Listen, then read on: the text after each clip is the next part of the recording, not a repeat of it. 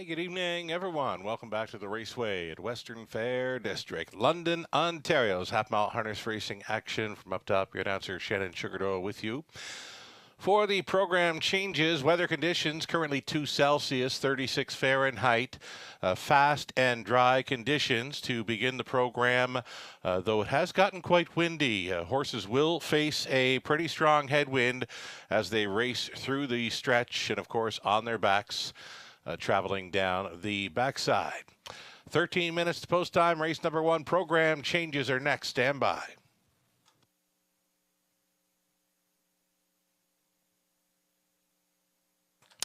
Here we go. The first of the changes begin in race number 1. No Scott Ray in the driver's seat tonight. Scott Ray absent from the racing action this evening. So in the opener, the 4, Doc Houston, make the driver Andy Moore.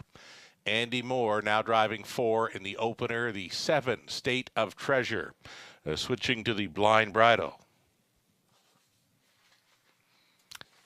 Race number 2, start of an early pick 4. Changes for the 3, Cheddar's Delight. Steel to aluminum all around. Steel to aluminum all around, and a blind bridle now for 3, Cheddar's Delight. The 4, Scarlet's Big Beach, make the driver Travis Henry. And the 6, Put Your Bet Down. The driver becomes Scott Coulter. Race 3 on the evening. Race 3 of 11. Number 2, Sunshine and Rain, switching to the blind bridle. Number 3, Yoda Queen. The driver becomes Totter Borth. Number 4, Trophy Bride. It's going to be a key scratch. Scratching number 4, Trophy Bride from the 3rd.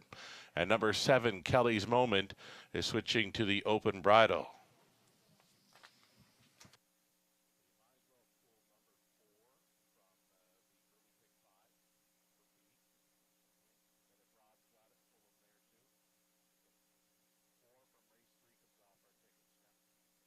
Alrighty, over into race number 4 then. Driver change, of course, for the 4, O'Key Healy. Tonight it's going to be Garrett Rooney. And the 6, AJ Titan. It's going to be, I believe, to the Swedish. I'll get the for sure on that as we get closer to race number 4 this evening. Go on over to race number 5, group of trotters. Again, in the 5th, the early high 5 opportunity, and scratch the 1, LA Magic. Number 1, LA Magic comes out of race number 5.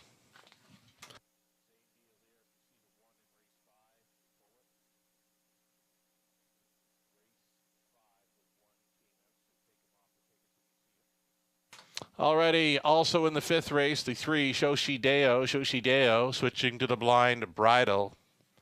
Kind of liking the chances for the 3, Shoshideo tonight. And again, scratch that 1, LA Magic from the 5th. Race number 6, gonna need a driver for number 4, come on Barney. Driver TBA for 4 in race 6. 7th race. Starts up a late pick 5. It's clear. No changes in the 7th. The 8th race beginning. Our late pick 4. The 4, Life is Better. Driver TBA. The 6, Musical Box has scratched. Scratch number 6 from race number 8. These are all late scratches. I know I put a post out on Twitter earlier that there were no early changes, right? There were no early changes, but there are quite a few more as we near post time here for race 1. The 9th race, race number 9, scratch number 2, Field Gunner. Number 2, Field Gunner, scratching from race 9. More scratches continuing here in race number 10. The 1, A War We Exceed, comes out. The 3, Flash to the Finish, comes out. And the 5, Shadow Warrior, driver TBA. Again, there were no early changes on this evening's race card. All these changes that are coming about. Right now, they have come in late. 9 minutes to post time, race number 1. Race 11, our finale. Race number 11, the 3 Modern Rider, switching to blinkers. And then the 7, Mr. Mock Jimmy, has scratched. Scratching number 7 from race number 11. Those are the changes for tonight thus far. We've got you up to speed on what I know. And when I get more info, I'll be passing it along. We've got you about 8 minutes away from our race 1. Pick 5 play. Going to take a short break right now. We're coming back with Robert Reed Jr. to set up this evening's action. We'll talk horses. We'll talk Pick 5 tickets and a whole lot more. More to come for the Raceway in London. Stick around.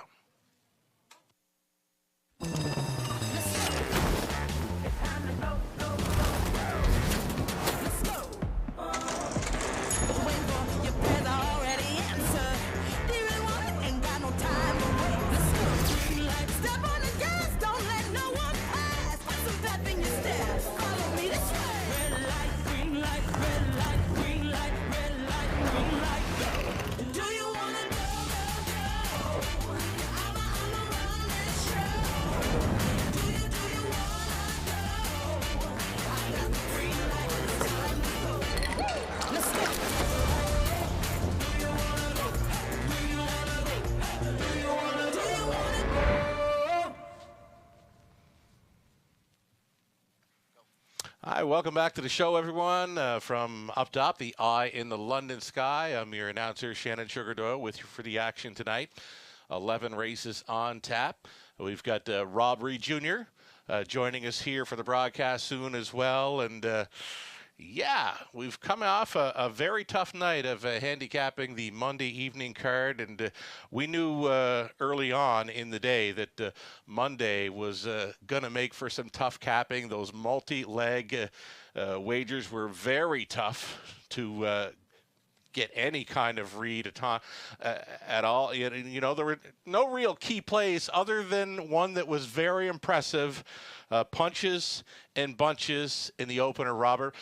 Nice son of Dally, and Dally, you know, he wasn't a real big stud horse. This is a big colt, this Punches and Bunches for Doug Schweitzer.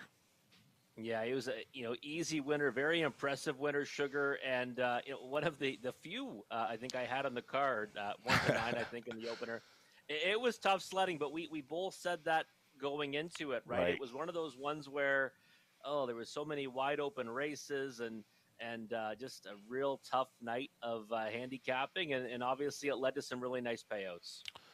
Really nice payouts. A touch on, I know I messaged you afterwards there last night. It was a very strange payout when we saw the late pick 4 for 20 cents come up and return $200, I believe. The late pick 5 for 20 cents, well over $3,000. So I know where it comes from, and we always mention this. Anytime there's a late scratch and the 9 is moving in, you want to throw the 9 in. Well, anytime there's a key driver change, it's really good to take note of. I mean, nothing against Dave O'Brien, great driver. He's just not busy enough, and he's not busy like Brett McDonald. Brett McDonald goes in place of Dave O'Brien to start up the late pick 5, and that's what did it. Yeah, and I mean, my selections and our selections, many selections wouldn't account for that, right? So it's difficult to see that one, but it's one of those ones that, I mean, savvy players would have seen it on the fly. Yeah. And whoever did in that late pick 5 got an incredible payout because, like you said, it shouldn't go up that exponentially, right? Adding that horse on the front end. No. But I mean, we can both agree that the odds would have been, dramatically higher, right? If not for Brett McDonald aboard. So just one of those kind of perfect storms, right? That you can take advantage of, like we usually say about an also eligible drawing in. Or even, I got lucky. I guess we say I got lucky at Mohawk Park. Bring Your Fire in the final of a series. I put the horse on top. I stayed loyal to the horse. I was on him week after week. And the late driver change was Mike Whalen to Doug McNair. And kind of a similar situation. Now, Mike's certainly busier than O'Brien, but Doug's one of the best in the country, if not the world, right? Now our reigning reigning Canadian champion. So it was one of those ones where afterwards some congratulated me and some said, "Oh, nice break there." You knew about it. You knew about it. Well, Yeah, I tuned in late that night. I remember watching behind the gate, and it's like McNair is on that horse, and he's yeah, 14-1. Are you I kidding couldn't me? believe it. Oh, And again, right? Like it would have been probably 20 to 25 to 1 yeah. if Mike was driving. Mm-hmm. But again, I don't think even he'd have a problem with me saying that with Doug aboard, Cool. just with the volume of drives he gets and how good he is, the odds should be dramatically lower than that. So. Yeah, maybe I got lucky, but it certainly helped the ROI. Right on. I got talking to James Junquist before the NDC National Driving Championship last week at Century Mile. At the end of our talks, he asked me who I thought would win before anything was out. The draw was out. The draw was not out yet. And I said, you know what? Doug McNair is one of the greatest drivers in the world right now. Doug McNair will win. Yeah. You know what? He won with horses that should have won. He won with horses that had no business winning. He got down to the half-one race with a horse in 54-4. I thought this horse is going to pace in 2.5 because the horse is only showing 58, 59. Down to the half 54, he just gets beat in 55. Crazy. Yeah, he can keep him alive like no other. And the thing too is, we got to see the qualifying races at the raceway, right? Yeah. And for me, I just thought that that Doug, was so competitive on that occasion, and really thought that he would be, all guns blazing, to win that. I know everyone is, but no one's as competitive as Doug McNair. You know what I mean? He's such a competitive guy, and really happy to see him, representing Canada. Wonderful to see. Let's talk pick fives. Let's just switch up and go right into pick five ticket ideas. Many late scratches come in. They may be factoring into these tickets. I've talked to our production team and tried to pull the numbers where we needed to. So here's what I've got then. Minus a scratch or two in my pick five tickets. So in race number one, we're going to go 4 deep the opening leg. My key play here in race number 2, it's Ethel. Got caught up in traffic in a big way last time out, and still she almost got there to remain perfect. I love her chances, race number 2. Third race, we're going to go 5, Sweet Jesus. The 6, Rose Ricky. There is a key scratch in there. The 4, Trophy Bride, come out. Then we're going to go 5 deep in the 4th, Group of Trotters. And in race number 5, we're on the 3, Shoshi Deo. Love the chances for that one tonight. Dusty Lane Thunder as well. Robert Reed Jr.'s ticket idea coming right up. This is a $10,000, a guaranteed pool, low take, go-to wager, of course. Let's talk about it, Rob. Yeah, scratches have been tough on me tonight throughout the card. Right. Sure, we'll have to make adjustments, but opening leg just 2-3 for me. Popular Luke, I think, has never been better. Manhattan Joe, tough to kind of get behind off event scratch sick, but really fits this this spot well, right? He should be very good in here. Singling up on Ethel. A little bit concerned with the rail spot. If she tries to leave, I don't know. She's been bumpy in that opening turn. I hope she just gets away and tries to attack them from the back of the bus or somewhere mid-pack. Yeah. Race 3, the 5, Sweet Jesus. Now I moved into a single in here. I don't know if I want to be single. We could probably give you the 6, Rose Ricky there if you like. Yeah, we might need to add somebody. Yeah. I mean, the point is that race is kind of wide open now. I thought Trophy Bride was kind of one that you could hang your hat on. Right. Now it becomes wide open, but my top choice is going to be Sweet Jesus, the first-time starter. Sure. In race 4, real nice, competitive-looking trotting. Event 4 deep in there. RJ Hooker's the one I like on the rail. Throw out the brake last time, nose back on the gate. Yeah. The last few breaks have been from difficult starting spots, so I'm hoping maybe he can go all the way in the front end. And then in race 5, it's one of those races now where we do lose a key player in LA Magic. I am with you, though. Shoshi Deo, I think, is the top pick in there. You're right. But I did want to use a couple of those. Dusty Lane Thunder's a horse I'm really fond of. Going to throw that one in. And then Hot Fudge Sunday, right? Trailing hosts might get a better trip this time around. Also using him. But, for me, Shoshi Deo, I don't think we get anywhere near 6-1. Even if LA Magic was in there, I think a lot of money is going to come in on him because of the fact we get nose back on the gate. Should be a major player in there. And here's the thing about Shoshi Deo. I know we're both kind of been following this horse for a while, ever since he pulled off that gate to wire victory back in late October. He looked so fantastic on the warm-up just prior to going behind the gate last time out. It was a pretty weak half up front, 101 and 1, and there was no shot he was going to win from where he had to come from in there. So for me, very sharp last time out. I'm expecting the same kind of horse to show up tonight. And again, like you said, nose back on gate. Shoshi Deo, I don't think you're going to get anywhere near 6-1 come post time. But you know what? He could be worth playing kind of heavy on the end of this early pick 5. Yeah, I agree. I think, for me personally, Sugar, I'll probably single him on a few tickets as Yeah. well. I like to play my push tickets, right? And Right. I think the key with him is go forward this time around. He's a horse that really swells up on the lead. Sure does. Going to love the scratch of the 1 LA Magic because I don't think he was going to get past that one early. Right. I think the rest of them, he can certainly chop it out with. Certainly changes things up. A number of scratches on tonight's card will change up the multi-leg ticket ideas as well. We'll be changing those up on the fly as we go along tonight. I can see the horses and drivers are getting set for a post-parade. We're going to go right into it here, if I can catch my breath.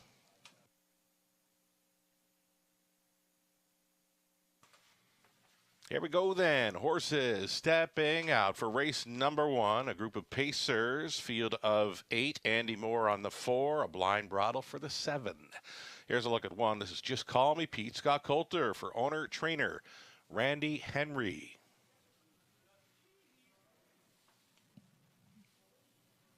And going at a post 2, as Robert Reed Jr. mentioned, number 2, Poplar Luke, likely has never been better. He's been doing things last few starts that we've never seen from this horse before. 5-1 currently on 2, Poplar Luke.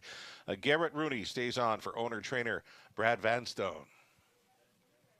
Number 3, Manhattan Joe. Manhattan Joe, he's missed a bit of time for Clifton Hobbs, Earl McLeod, Earl Trains, Bruce Richardson. Doc Houston 4. It's Andy Moore driving for John Gold and Jack Ray with Jack Training. RAW Equine Inc. along with Mark Horner on the ownership line of 5. He's touring Mike Horner. Trains and drives. Gascoigne Sunday, number 6. Murray Graham McDonald owning. Rachel Andrew training at Austin Sorry to do the driving. Big price on the 6, Gascoigne Sunday, surprisingly. Number 7, State of Treasure to the blind bridle tonight with Travis Henry aboard for Colonel Schneider Jr. The trainer is Cassidy Schneider. And then the 8, Spare Time Serg, Tom Bain, Vince Lombardi, Chris Menina, all owning. Tom does the training with Totterborth, staying on a drive. That is your field of 8 on the pace. Exactor Try, Superfecta, Daily Double. It's the popular, very popular Pick 5 play, sponsored by HBI Bet in the opener. Again, $10,000 guaranteed pool. Low take. Hit this Pick 5. You will get paid.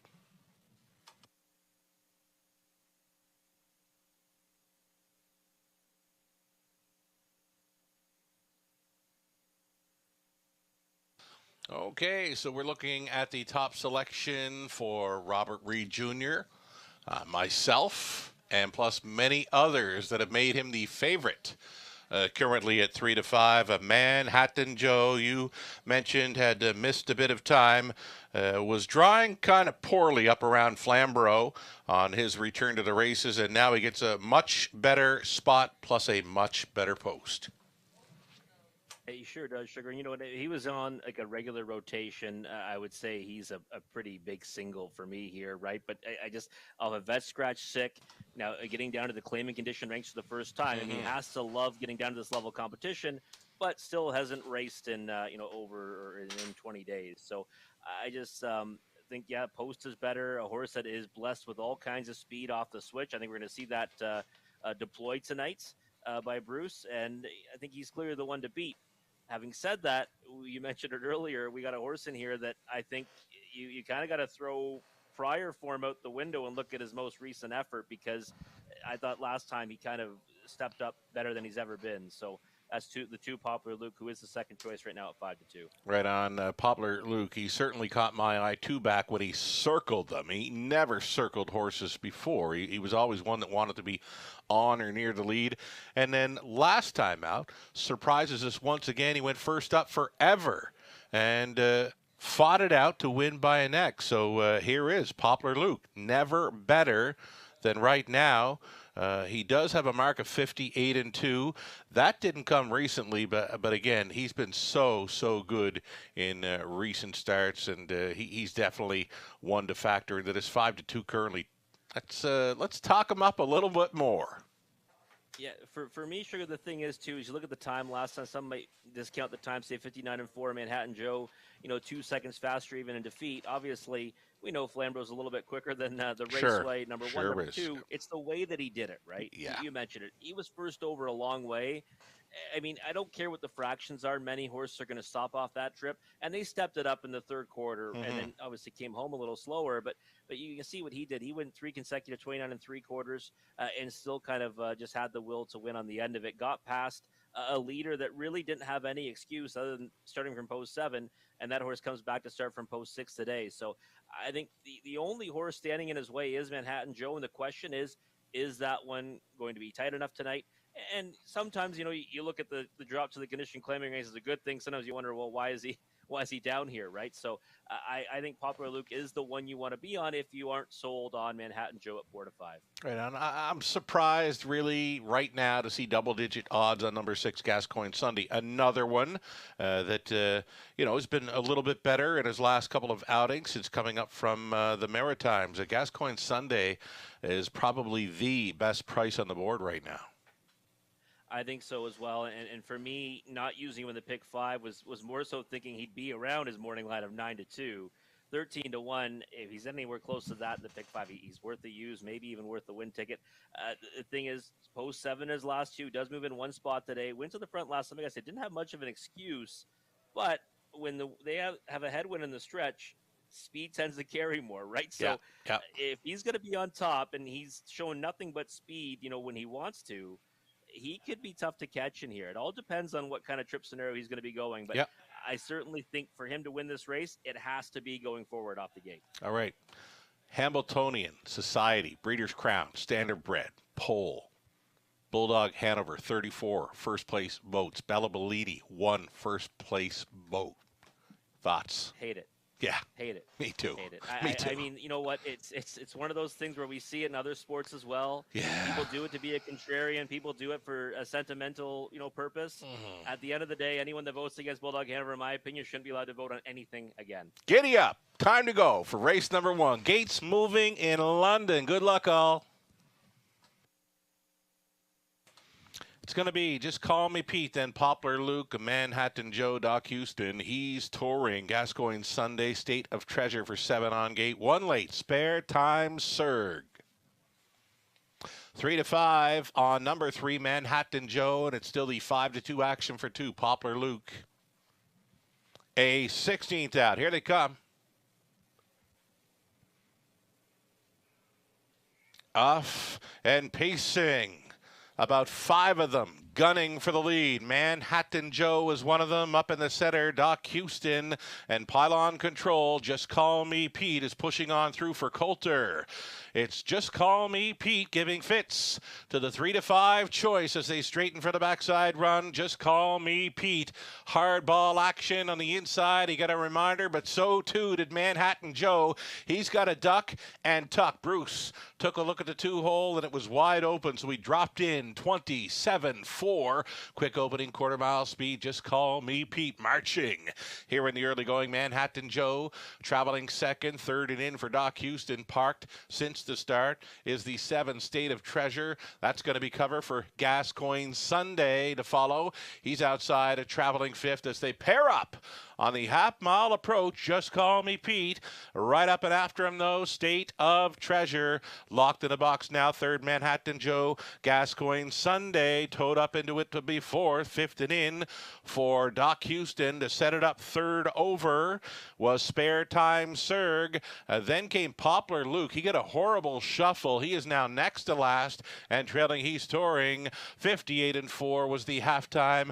Down the backstretch for the second and final time. Wind on their backs here. Just Call Me Pete leading by a half length right on the saddle cloth. State of Treasure still there in third. Manhattan Joe way up on the outside. Spare Time Serg at a juicy 19-1. 3/4 up and 1. 28-3. Just Call Me Pete still going forward. State of Treasure going a big one. Spare Time Serg trying to make something happen for Manhattan Joe. It ain't gonna happen tonight. 3 across for the drive home. Just Call Me Pete. Fights on. Just Call Me Pete, not Pete, here in the opener. Just Call Me Pete wins by a length and a half. It was tight for second. Spare Time Serg was battling against State of Treasure. 159 flat. Upset in the opener.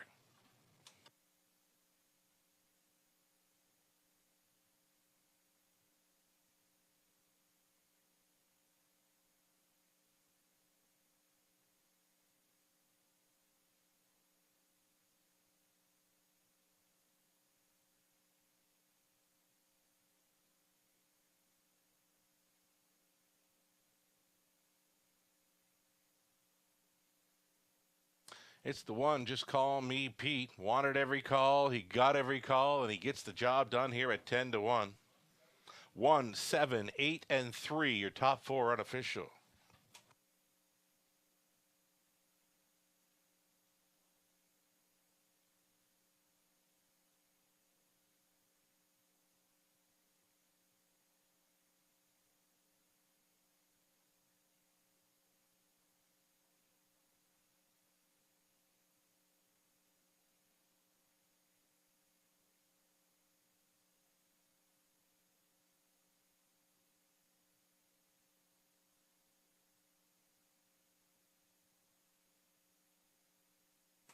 Returning for a winner circle photo in London, number 1, Just Call Me Pete. Longest shot in the morning line, though we did live up to those odds, going away at 10-1 for owner-trainer Randy Henry, this 3-year-old son of Warwee Needy, out of Lavish Jet Trail by Jeremy's Jet. Driven to win by Scott Coulter in 159 flat. 7th career win. That's 7 on the season for Just Call Me Pete as he springs for the upset here to start up this evening's early pick 5. Congratulations. He paid $22.90. The exactor came back at $113.20. Dollar try. This is a dollar try, $2,431.10. And the Superfecta, another large 20 center here, a $926.04. Just Call Me Pete won it. Poplar Luke was 7. Manhattan Joe 4. Doc Houston 6. He's touring 5. Gascoigne Sunday 8. State of Treasure 2nd. Spare Time Serg 3rd. 27-4, 58-4, 128-3, and it's a mile of 159 flat. Just Call Me Pete, downtown in London. From the top, a 174, 65, 823. Race 2 up and coming. Travis Henry for the 4, Scarlett's Big Beach. Scott Coulter for the 6. Put your bet down. Exactor try, super. And if you missed on the 1 in race 1, we've got a early pick 4 starting up here in race number 2. It's another $7,500 guaranteed pool to chase after. Low take, 12 minutes to think about it.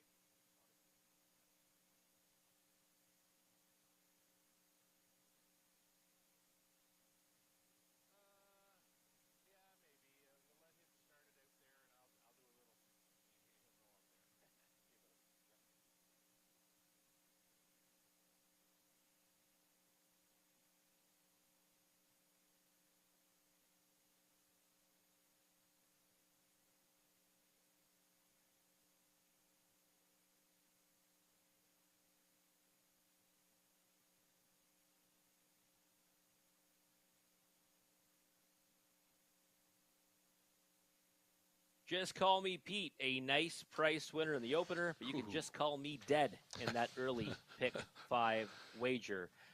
Tough one for me to find, folks. Rail Control, second time in a condition claimer.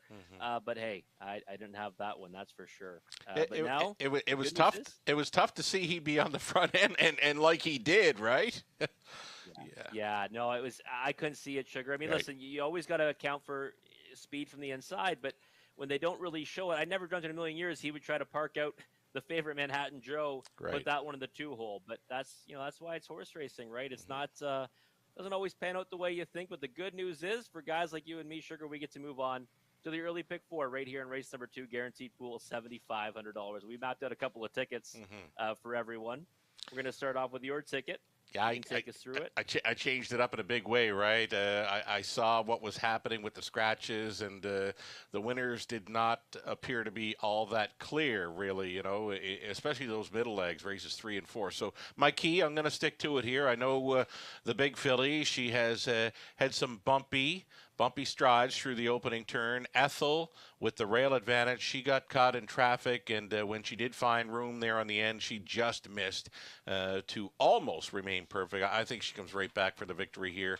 My top selection, I'll stick to it.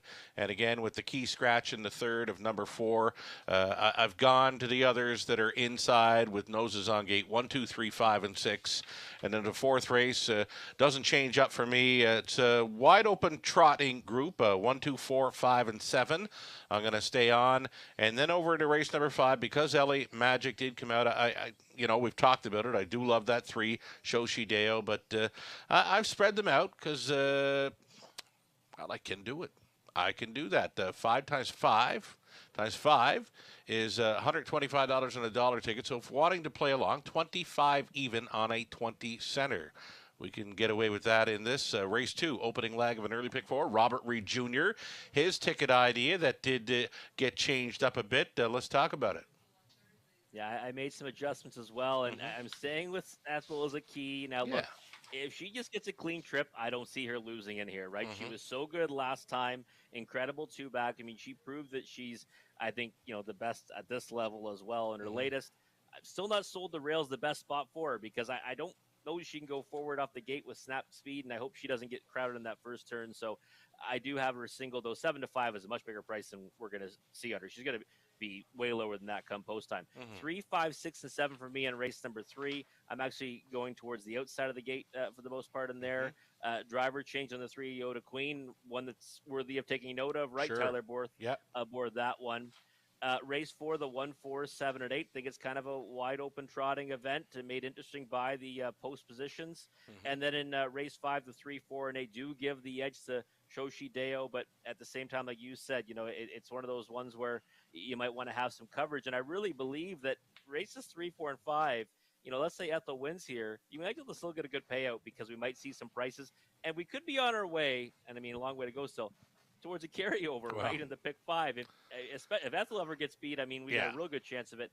But even just a couple more prices, I think we'll see that pool deplete significantly because that was a big knockout in the opener. Right. I'm with you. I think if Ethel does happen to get beat here, I think that's got a great shot of a carryover on this early pick 5. We've got a couple of young horses here now at London, Ethel being one of them. She's a big filly, and now that Punches and Bunches, the 2-year-old, and he's a big colt. When they've got some size like that and they're doing good things in the half miler, I always think, wow, it's going to be neat when they make it to the big track at Woodbine Mohawk Park. Do you ever think about stuff like that, Rob, or is it just me?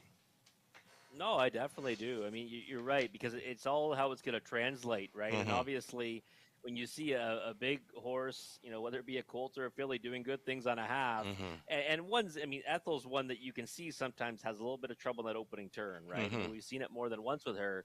With the bigger, wider, sweeping turns, she should, handle the surface a lot better, and she's showing that she has some pretty good gears, and Ethel, I think she's one I'd look forward to seeing there, and it'll be interesting to see how she progresses. It really is. And there it is, 869 left, from right that on. pool. Wow. So a bigger price, in the horizontal wager than he was in the vertical pools. Yes, sir. Yeah, like I said, he was the longest shot on the morning line. He did live up to his morning line, but you know what? In the exotic pools, he's more like a 25-1 horse. Yep, he is absolutely, and that's what I thought he would be, right? Because Right. as soon as he made the front end, I started scratching my head, saying, "Oh wow, I'm in big trouble here." Why didn't I see this horse, but I couldn't. I mean, I didn't see that effort coming. You No. say second time condition, hindsight's 2020, right? But for me, it's just how do I get him to the lead? Yeah. That was, and I couldn't You figure that you out. might have liked him a little more last time when switching to the claiming ranks, right? Exactly. Yeah, Yeah. I think I was on That's for a pretty that's an good piece of angle. that That's occasion. that's one of your It is. angles. Yeah. And I watched the replay back after the race. Did I miss something? Hmm. I wouldn't have even after watching it again. Okay. I Yeah. couldn't get him there. So turn the page, right? Exactly. I say that lots. Turn the page. We've got a post parade coming up for race number 2. It's the start of an early pick 4 in London.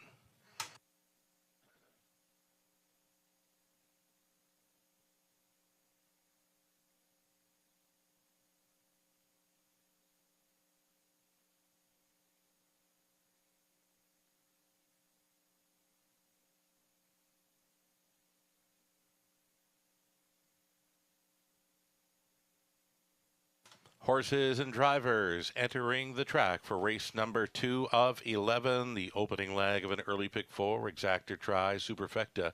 You're looking at the one Ethel, the 3 to 5 favorite currently for owner, trainer, driver Pat Barr. She'll try to get back to her winning ways after just missing last time out.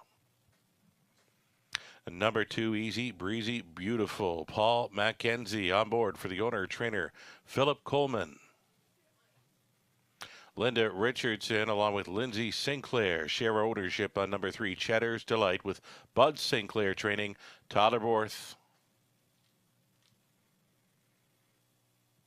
Eden Jovic as the owner. Ashley Lenvoy is the trainer, and now Travis Henry is the driver of number 4, Scarlett's Big Beach.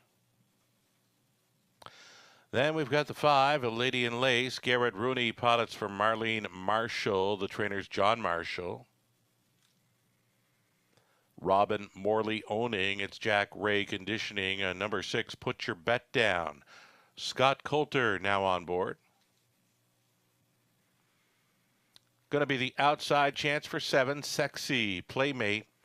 It's owned and trained by Kyle Bossens. Jason Ryan on board the 7, a Sexy Playmate. The last time she was here, a 55-1 winner of a City of London with Trevor Henry on board. Remember that night? And number 8, Sailor's Delight. It's Dan Clements on board for Ruth Moore. James Hasty, Ruth training. Dan Clements driving 8, a Sailor's Delight. And that is your field of 8 on the pace. As mentioned, Exactor Tri Super opening leg of the pick 4. And there she is. She's taking all the tote board action. A fine-looking daughter of sports writer, the big filly, Ethel. She's a well-behaved filly, but it looks of things does everything so easy out there prior to going in behind the gate. She looks fantastic, Robert. Yeah, she does. Good looking filly, and you said it hasn't done much wrong other than those mistakes. Early on, she did get interfered with 2 back, right? So we don't hold that one against her. But again, the rail always concerns me a little bit. But let's just talk a little bit about her victories. The first one came against Steady As We Go. We thought that filly was kind of the one to beat that night. Yeah. And this one came and upset her after, having some trouble in the opening turn, then steadying and following the cover of that one. And of course, Steady As We Go has gone to do great things. Cool, yeah. Second start, I mean, one from an impossible spot, right? Yeah. I don't care what field she was facing. She had no right to win that race. She still did. And then last time, couldn't have got a worse trip and still only missed by a head. In a spot that I thought might be tougher on her. She's now back in that class, I think, against an easier group, pound for pound. This is, yeah. Yeah. With any kind of a clean trip, I don't see her losing. 3 to 5 is the number you're going to get, if not less. Yeah. And again, it's just if you can stomach it and you can single her in the pick 4, then great. If not, then go searching because this could pay anything. Well, here's the thing. You're going to want to have a ticket with her keyed, but maybe you're going to want to have a ticket with 3 or 4 others without her on it. I don't know. Ethel, to me though, she's my key. I'm going to stick to it. Scott Coulter does have an early speed ball in number 6. Put Your Bet Down, who's been on the lead in each of her last 2. Goes out for Jack Ray, and this 6, Put Your Bet Down, definitely one to be considering because the gate speed is there. Yeah, and we saw that carry in the opener, and when it carries on a horse that you kind of figure, have this horse get the job done, maybe we're going to see a bias develop. I mean, we're not. That's still too early to kind of say that, but a strong headwind to me always leads to speed carrying. And Put Your Bet Down is one that we said last time you got to consider her because she went a long way in the lead, just got beat. Well, she did the same thing again last time, right? So now, she might kind of get to that next level now where she can go a little bit further. And if Ethel makes a mistake, she's probably the one you want to land on solely because of that early foot off the gate. Right. And I did mention at the start of our card, the wind's blowing pretty good. You mentioned the headwind through the stretch.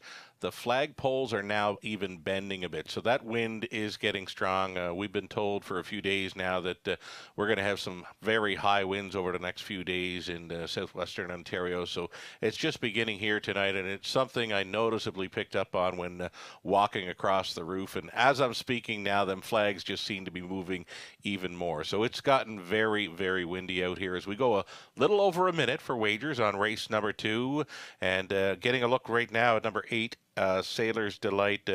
Dan Clements, a wonderful story in the Trop magazine, and he tells it like it is, right, Dan Clements? Yeah, no, Dan's really had a nice resurgence, right? Comes back off the bench and has just been driving incredible. Yes. That in 343, which is for someone coming back at a retirement, that's unheard of, really. Sailor's Delight at 30-1 just seems a little bit, of value to me because last time didn't really get much of a chance to race. Took support in that event down to 6-1. Now you're following out the favorite at 1-2, and you're getting 25-1. Now I get Ethel's not a speedball, right? But if she gets away clean, is there a better horse to follow? Not really, right? Because she'll take you to the promised land. So you want to be following the best. That's what they'll tell you, right? You want to be following the best. And 25-1 just seems like a real big number on a Sailor's Delight. I originally had her slotted in the second spot. Right. Before I submitted my selection, I said, you know what? Even though she's following Ethel, the 6 gets an edge over her strictly because of that gate speed, right? Right. So, but a Sailor's Delight's not one I'd leave off the try, super, maybe even the exacta. 21-1 just seems like a monstrous number on her. Right on. Here we go. It's the second of 11. Gate is moving.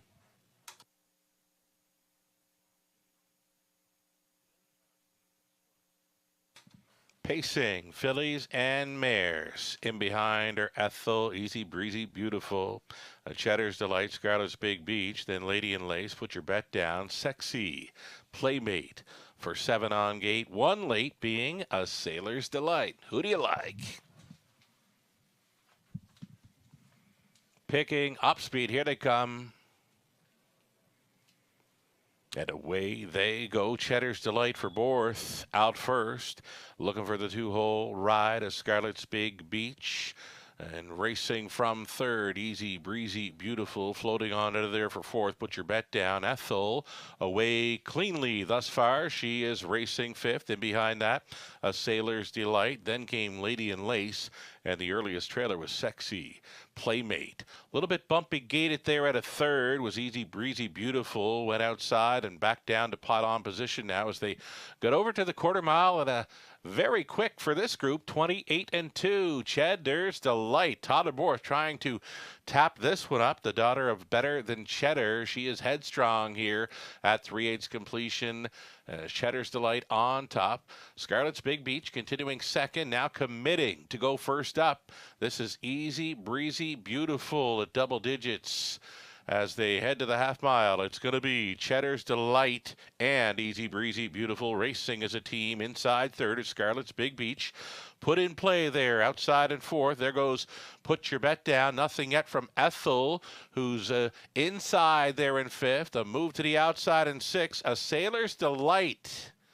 Sailor's Delight has gone 3 deep here now as they get a little bit tight going up towards 3/4 on the outside. Easy, breezy, beautiful, racing kind of green there when making front.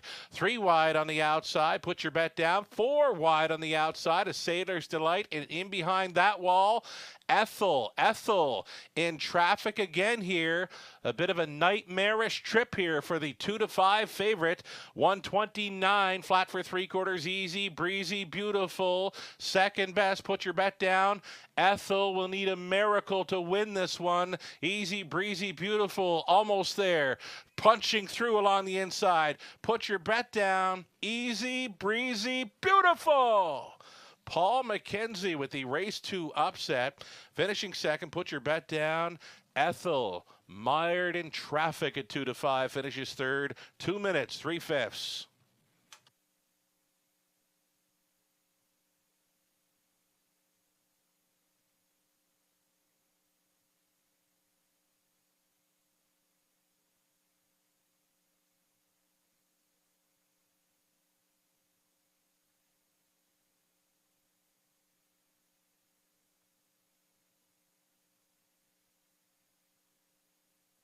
Number 2, easy, breezy, beautiful.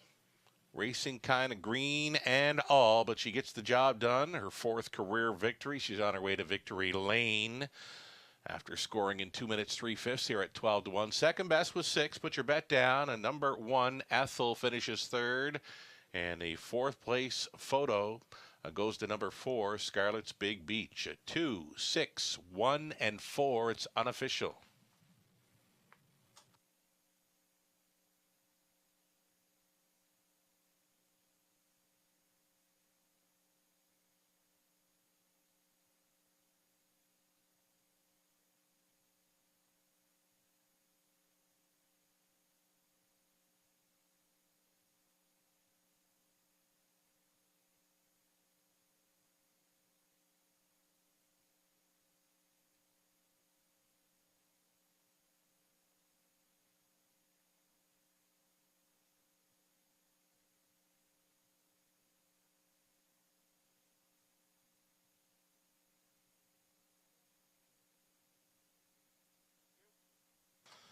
Judges' inquiry here now. A judge's inquiry. They're going to review action by number 1, Ethel, for action around the half mile.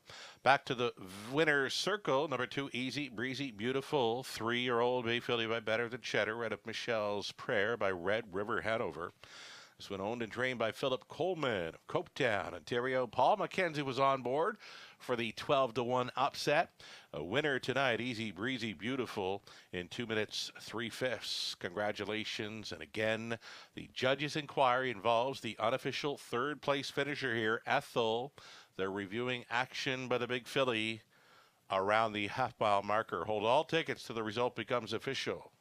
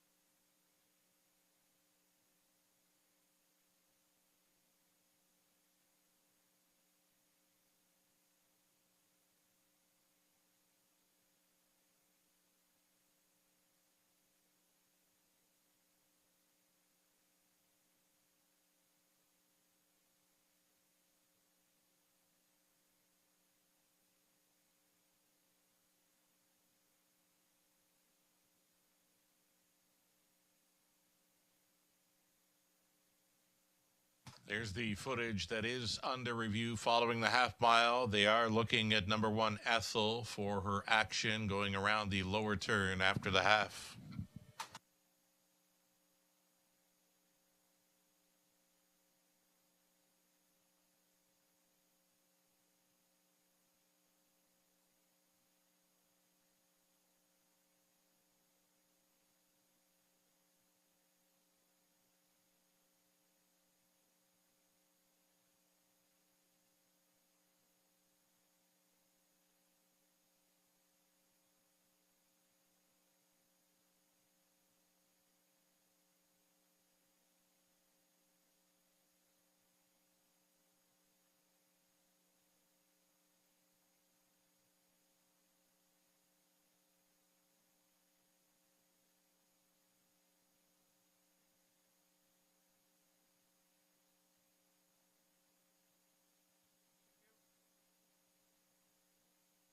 Ladies and gentlemen, as a result of the judge's inquiry here in race number 2, there has been a placing.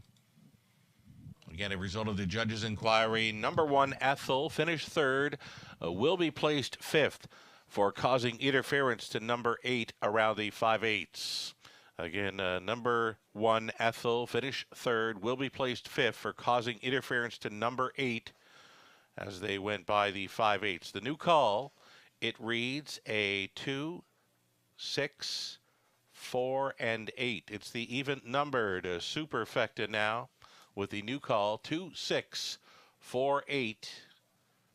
Looking good to go here for the superfecta in race 2.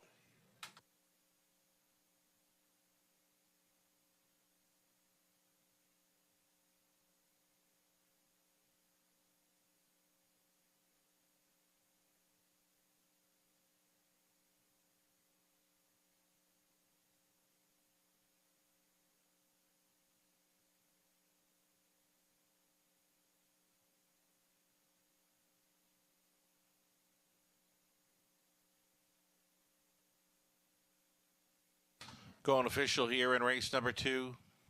Second race is official. Ethel finished third, was placed 5th for causing interference to number 8 around the 5/8. Easy, Breezy, Beautiful was a winner. Cheddar's Delight 8. Scarlett's Big Beach, 4th place third. Lady in Lace was 7th. Put Your Bet Down, 2nd. Sexy Playmate, 6th. Sailor's Delight, 5th place 4th. Easy, Breezy, Beautiful, the winner. Again, from the top of 518, 37264. Early daily double came back at 203.60. It was 26.30 to win on Easy, Breezy, Beautiful. Exactor 144.40. Dollar try 355 even. The super for a buck 2,647.70. Your 20-cent superfecta comes back just shy of $530. Our third race is next. Race 3 up and coming. Put a blind bridle on 2. Put Tyler Borth on 3. And scratch the 4. It's also going to be an open bridle for number 7, Kelly's Moment. So again, blind bridle for 2, Sunshine and Rain. Tyler Borth driving 3, Yoda Queen.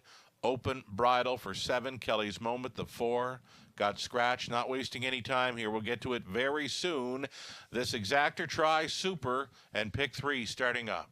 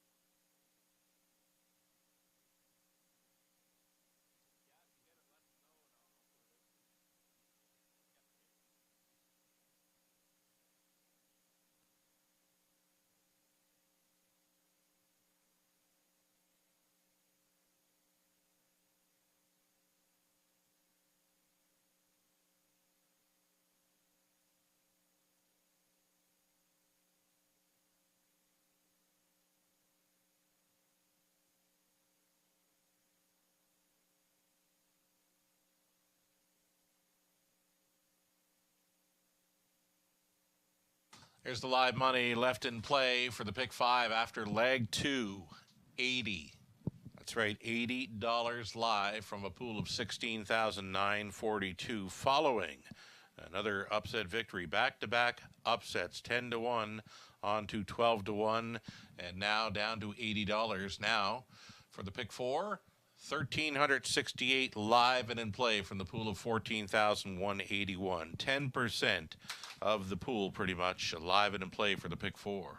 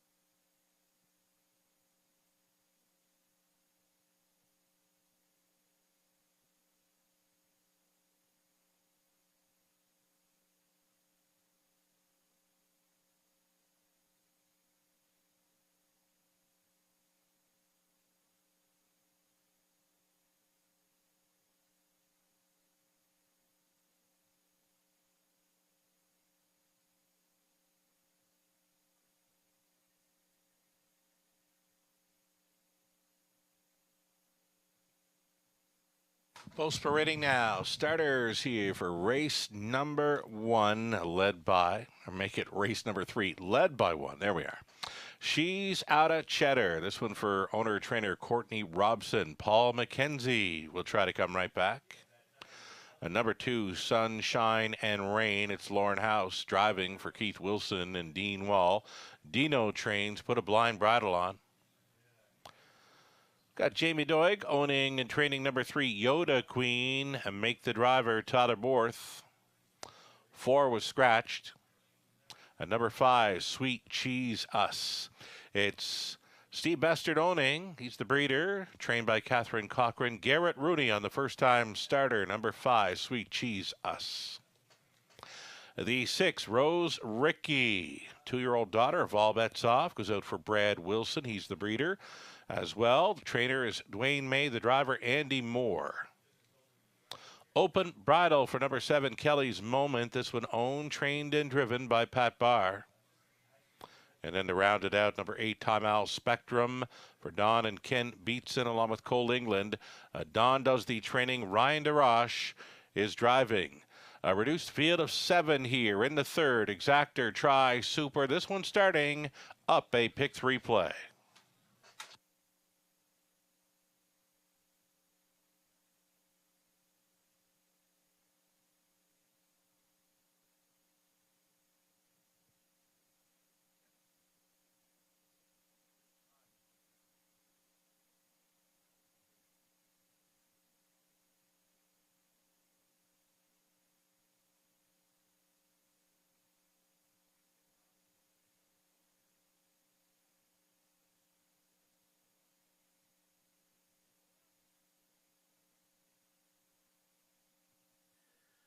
All right, huge upset in race number 2 with Ethel going down to defeat. Actually, he placed out of the top 3. Easy, breezy, beautiful.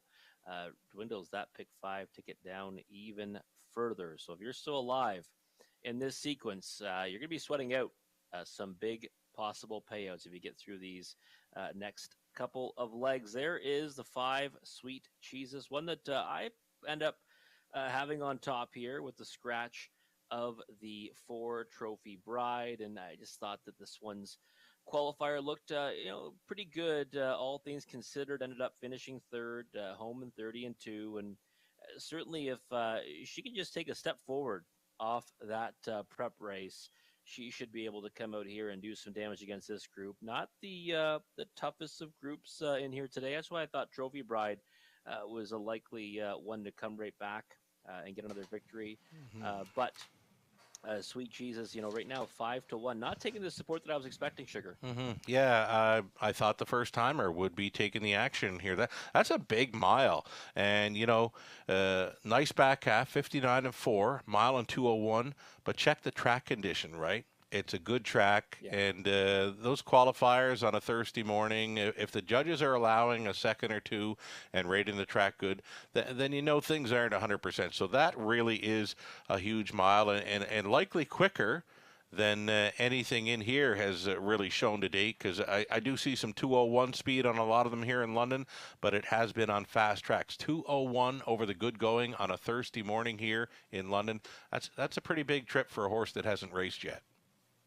Yeah, I agree, and that's why, to me, the main danger to Trophy Bride, and I was only going too deep in my multi-legs with Trophy Bride in this one, and I just couldn't find anything else in here that I get too excited about, Right. and still, like, 4-1, I think she's a clear bet for me. Now, again, we do see these first timers sometimes. They get a bit of an education out there. You got to hope that she goes out and minds her manners. That's going to be part of it, right? I saw her kind of react, it looked like, to a tractor there a moment ago. Right. So Yeah. it's still all new to her right now, racing under the lights. So that's the risk, I guess. But still, 4-1, 3-1, even 5-2. I think that she's the only place my money would want to land on a win ticket at this point. There's a lot going on here for a first-time starter, and you mentioned it.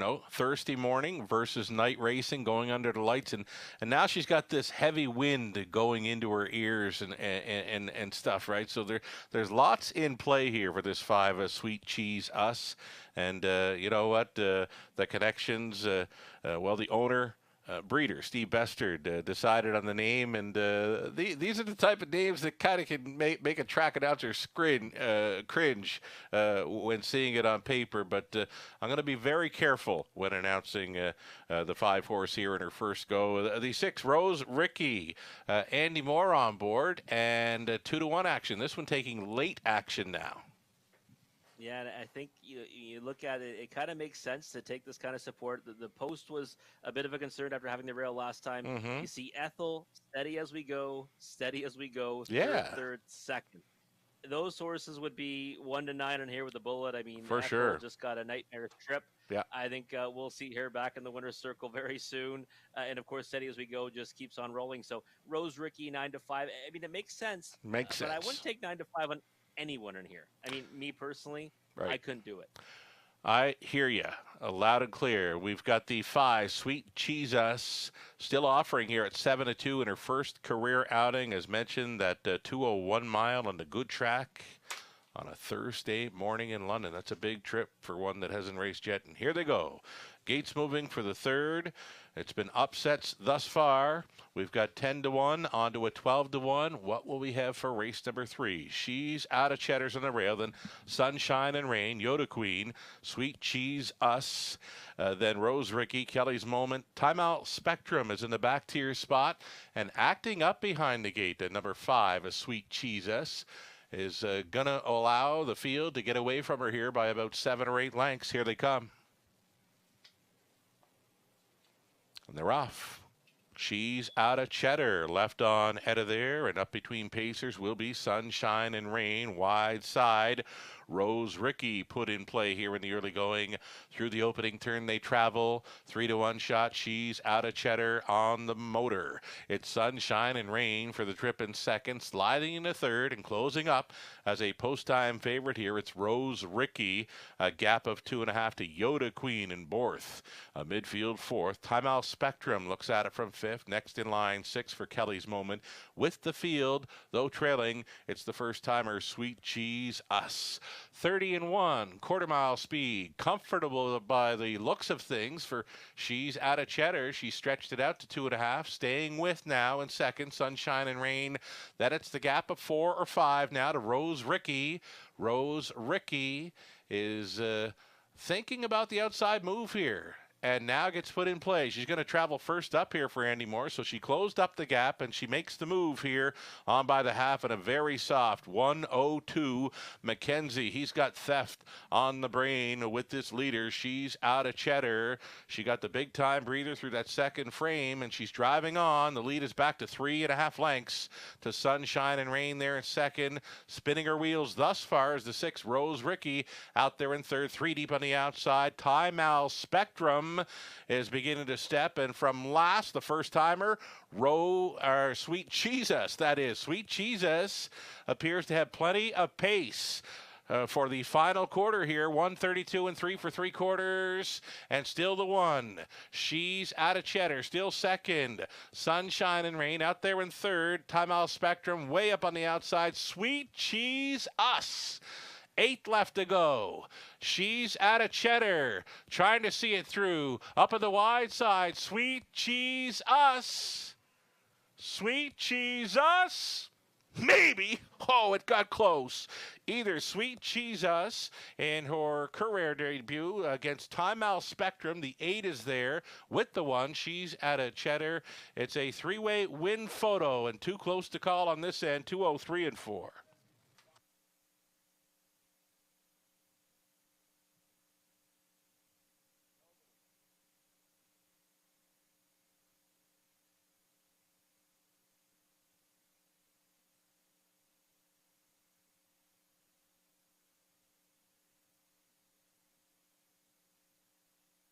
This one got very close. Number 1, she's at a Cheddar.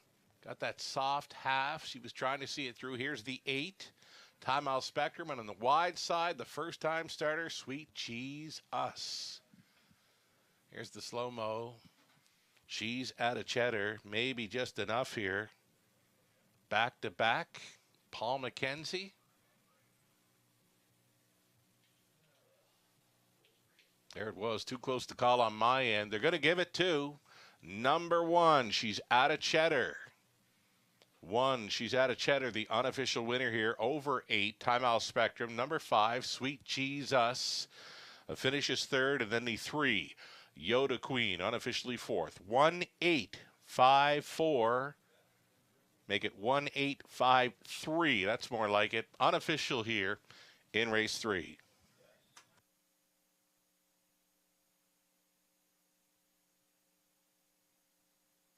Back-to-back driving wins. Paul McKenzie steals the 3rd with the pace setter. She's out of Cheddar.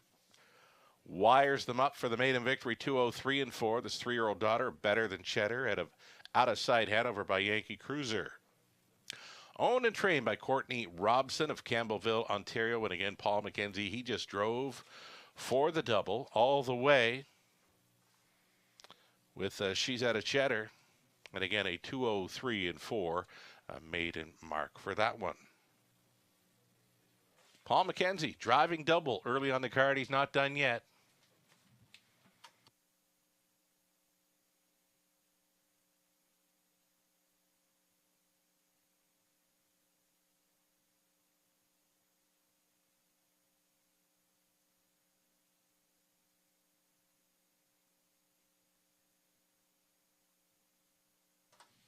Third race official.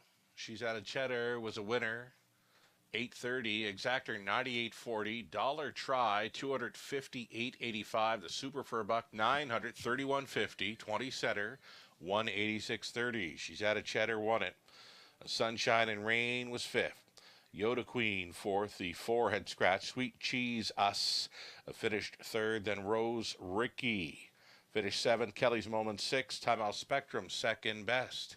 A 203 and 4 mile maiden mark. She's out of Cheddar. From the top, a 154, scratch 3, 762. Turn the page. Go on to race number 4. Put Garrett Rooney on number 4, O'Kee Healy. Group of trotters, 8 of them for a 4th race. Exactor Try Super Daily Double. Starts in about 9 minutes.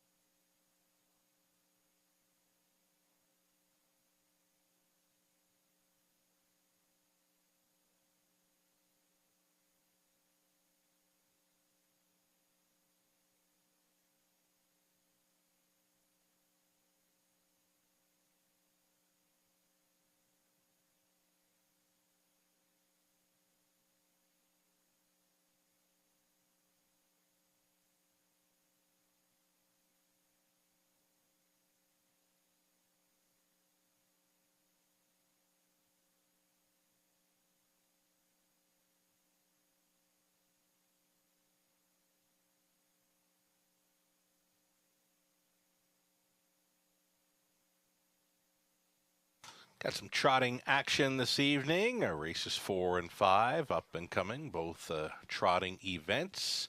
They're stepping out on parade, led by number 1, R.J. Hooker, for owner, trainer, breeder Ruth Moore. Scott Coulter stays on, gets the nose back on gate here. It's an exactor try super, start of a daily double in the 4th. Next on parade will be number 2, Rhythm of the Night. Andy Moore is on board for the owner, Brad Moore. It's Burt Moore training. Number 3, Aoki. All-Star Farms owning, Kyle Boston's conditioned, Jason Ryan driven. Then the 4, Oki Healy. It's Jack Ray owning and training. Make the driver, Garrett Bruni. Melissa Gambling, along with the Don Rankin Jr., sharing ownership on 5, Pray and Hustle. Rankin trains and drives. Michael Hamlin owning and training number 6, A.J. Titan, Anthony Hamlin in the sulky.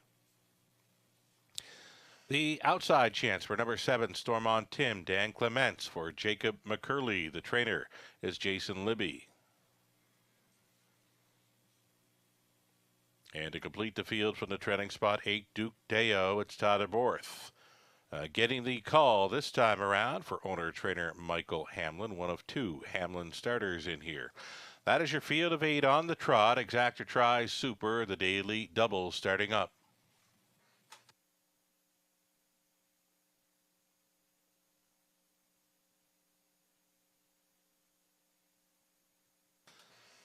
There we go with Robert Reed Jr., top selection. R.J. Hooker just missed 2 back when trying to go all the way here in London. The front end speed doing pretty good in the windy conditions here this evening. Horse gets his nose back on gate, and that's the angle that you like with R.J. Hooker here in the 4th.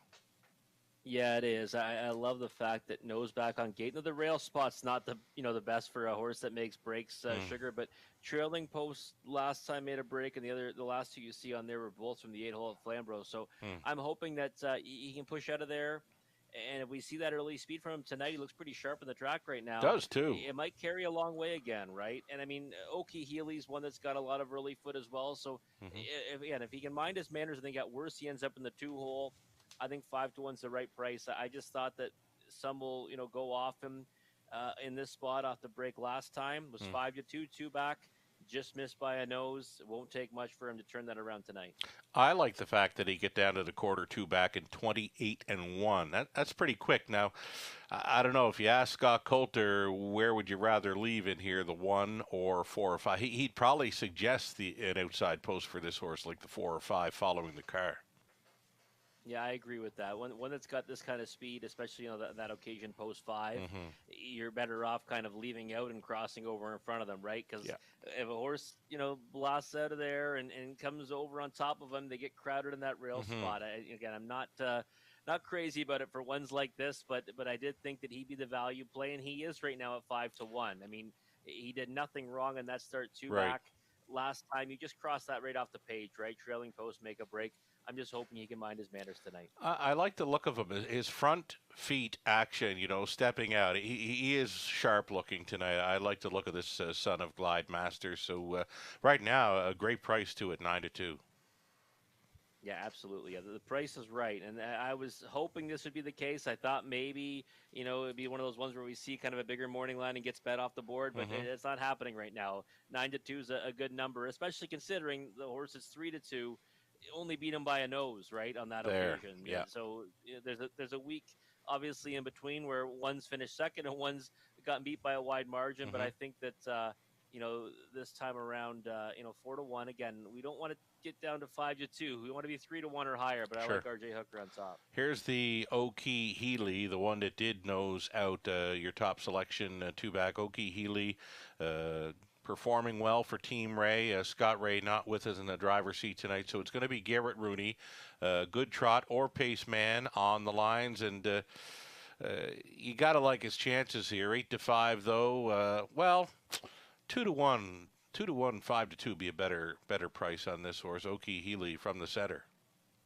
Yeah, I think right now it's an over bet. I mean, the price is lower than it's been in any of her last few starts, Right. anyways. Right? Got beat last time at 2-1, and one that obviously is a speed threat. I mean, I'd be shocked if this horse doesn't try to go to the front from post four, and one that's in really nice form right now. Garrett's driven her before, fourth place finish in numbers of 20,000 life, and I think obviously, I guess you could say she's the one to beat, but at the same time, the price discrepancy for me is attractive. And as I say that, it tightens up 9-5 to 5-2 between the two of them. Right. The thing about Oki Healy does show a gate break there back on Halloween, leaving from the gate, and so there might be a little bit of a trick to her. And I always wonder when it's a trotter that's had a driver for a while now. Scott Ray listed each and every time here in London, and now a different set of hands. So. If she is a little bit tricky to get away off the car or into that first turn, it's sometimes it's not so good to have a driver change, especially on a trotter. Yeah, it's true. I mean, it's one of those things that can kind of go either way, right? And a horse that is a trotter that has shown a break in the past, I think it might go in the wrong direction. Yeah. But hey, listen, Garrett certainly can do his thing here, and a 9-5 though to me is it's just too short of a number for me to get too excited about Oki Healy. I agree. Starting gate rolling here for race number 4, and I'm not sure of the live money remaining a play going into leg 4 of this pick 5, but it's got to be very, very low. And best of luck if you do have some live plays on our multi-leg wagers going into this 4th race. Of course, it's the pick 4, pick 5, pick 3 involved as well. Trotters, top of the stretch for race number 4, and it's 6-5 on the 4 Oki Healy. They are picking up speed. Here they come. They're off, and a breaker at the start. Number 3, Aoki, has gone to the gallop. R.J. Hooker, he's away cleanly thus far. Next door second, Rhythm of the Night. Widest of all, Storm on Tim. Dan Clements is sending that one. He was 4 deep at one point through the turn. Now he's rushing and brushing and trying to grab control as they roll quickly up to the quarter mile. And from the killer crossover, Storm on Tim has grabbed command here at 2-1, and he's already put 2 lengths on R.J. Hooker in the deuce. Racing third is Duke Deo. Outside, it's a parked out trip for Oki Healy and Rooney. 29 seconds flat for the opening quarter mile speed. Storm on Tim out there by 2. R.J. Hooker with the perfect trip here in second. Oki Healy getting the absolute worst of it here at 8-5. Will be challenging here now at the half mile. Though Storm on Tim will drive on against Oki Healy, who's loose lined at the half and 59-3. R.J. Hooker third, 4 still now. Duke Deo gapped off 5th for Rhythm of the Night, trotting from 6th is A.J. Titan. Then it's back to Pray and Hustle, and the gate breaker is Aoki, distanced off of the field down the backside a second and final time. And it's still Storm on Tim, and it's still Oki Healy challenging. Right line from third. R.J. Hooker is going to try the 3 wide side as they head into this final turn. Duke Deo at 50-1 appears to have some trot in behind that wall of 3 after 3 quarters, 130-2.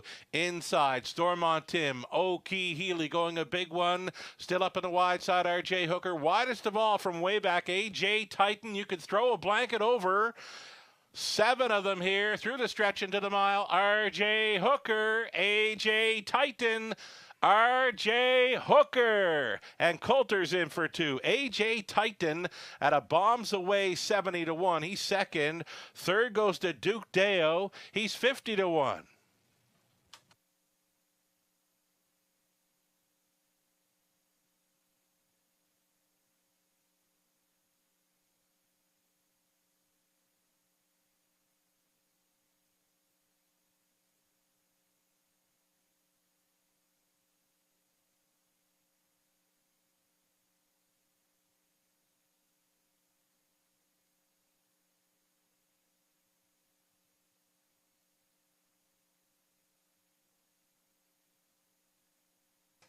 So it's the 1, RJ Hooker winning over 6, AJ Titan. It was actually the 4, Oki Healy holding down third. Then the 8, Duke Deo in for fourth.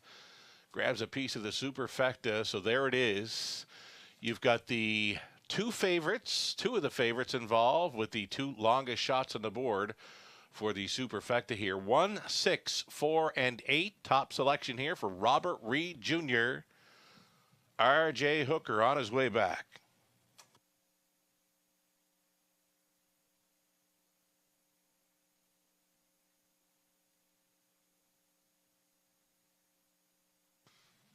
Here's RJ Hooker back for the win.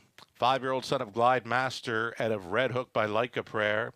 Owned, trained, and bred by Ruth Moore of Chatsworth. Scott Coulter was on board for the driving double. RJ Hooker wins tonight 202-3. His second career victory, and that's number 2 of 2022. RJ Hooker at 5-2. Congratulations.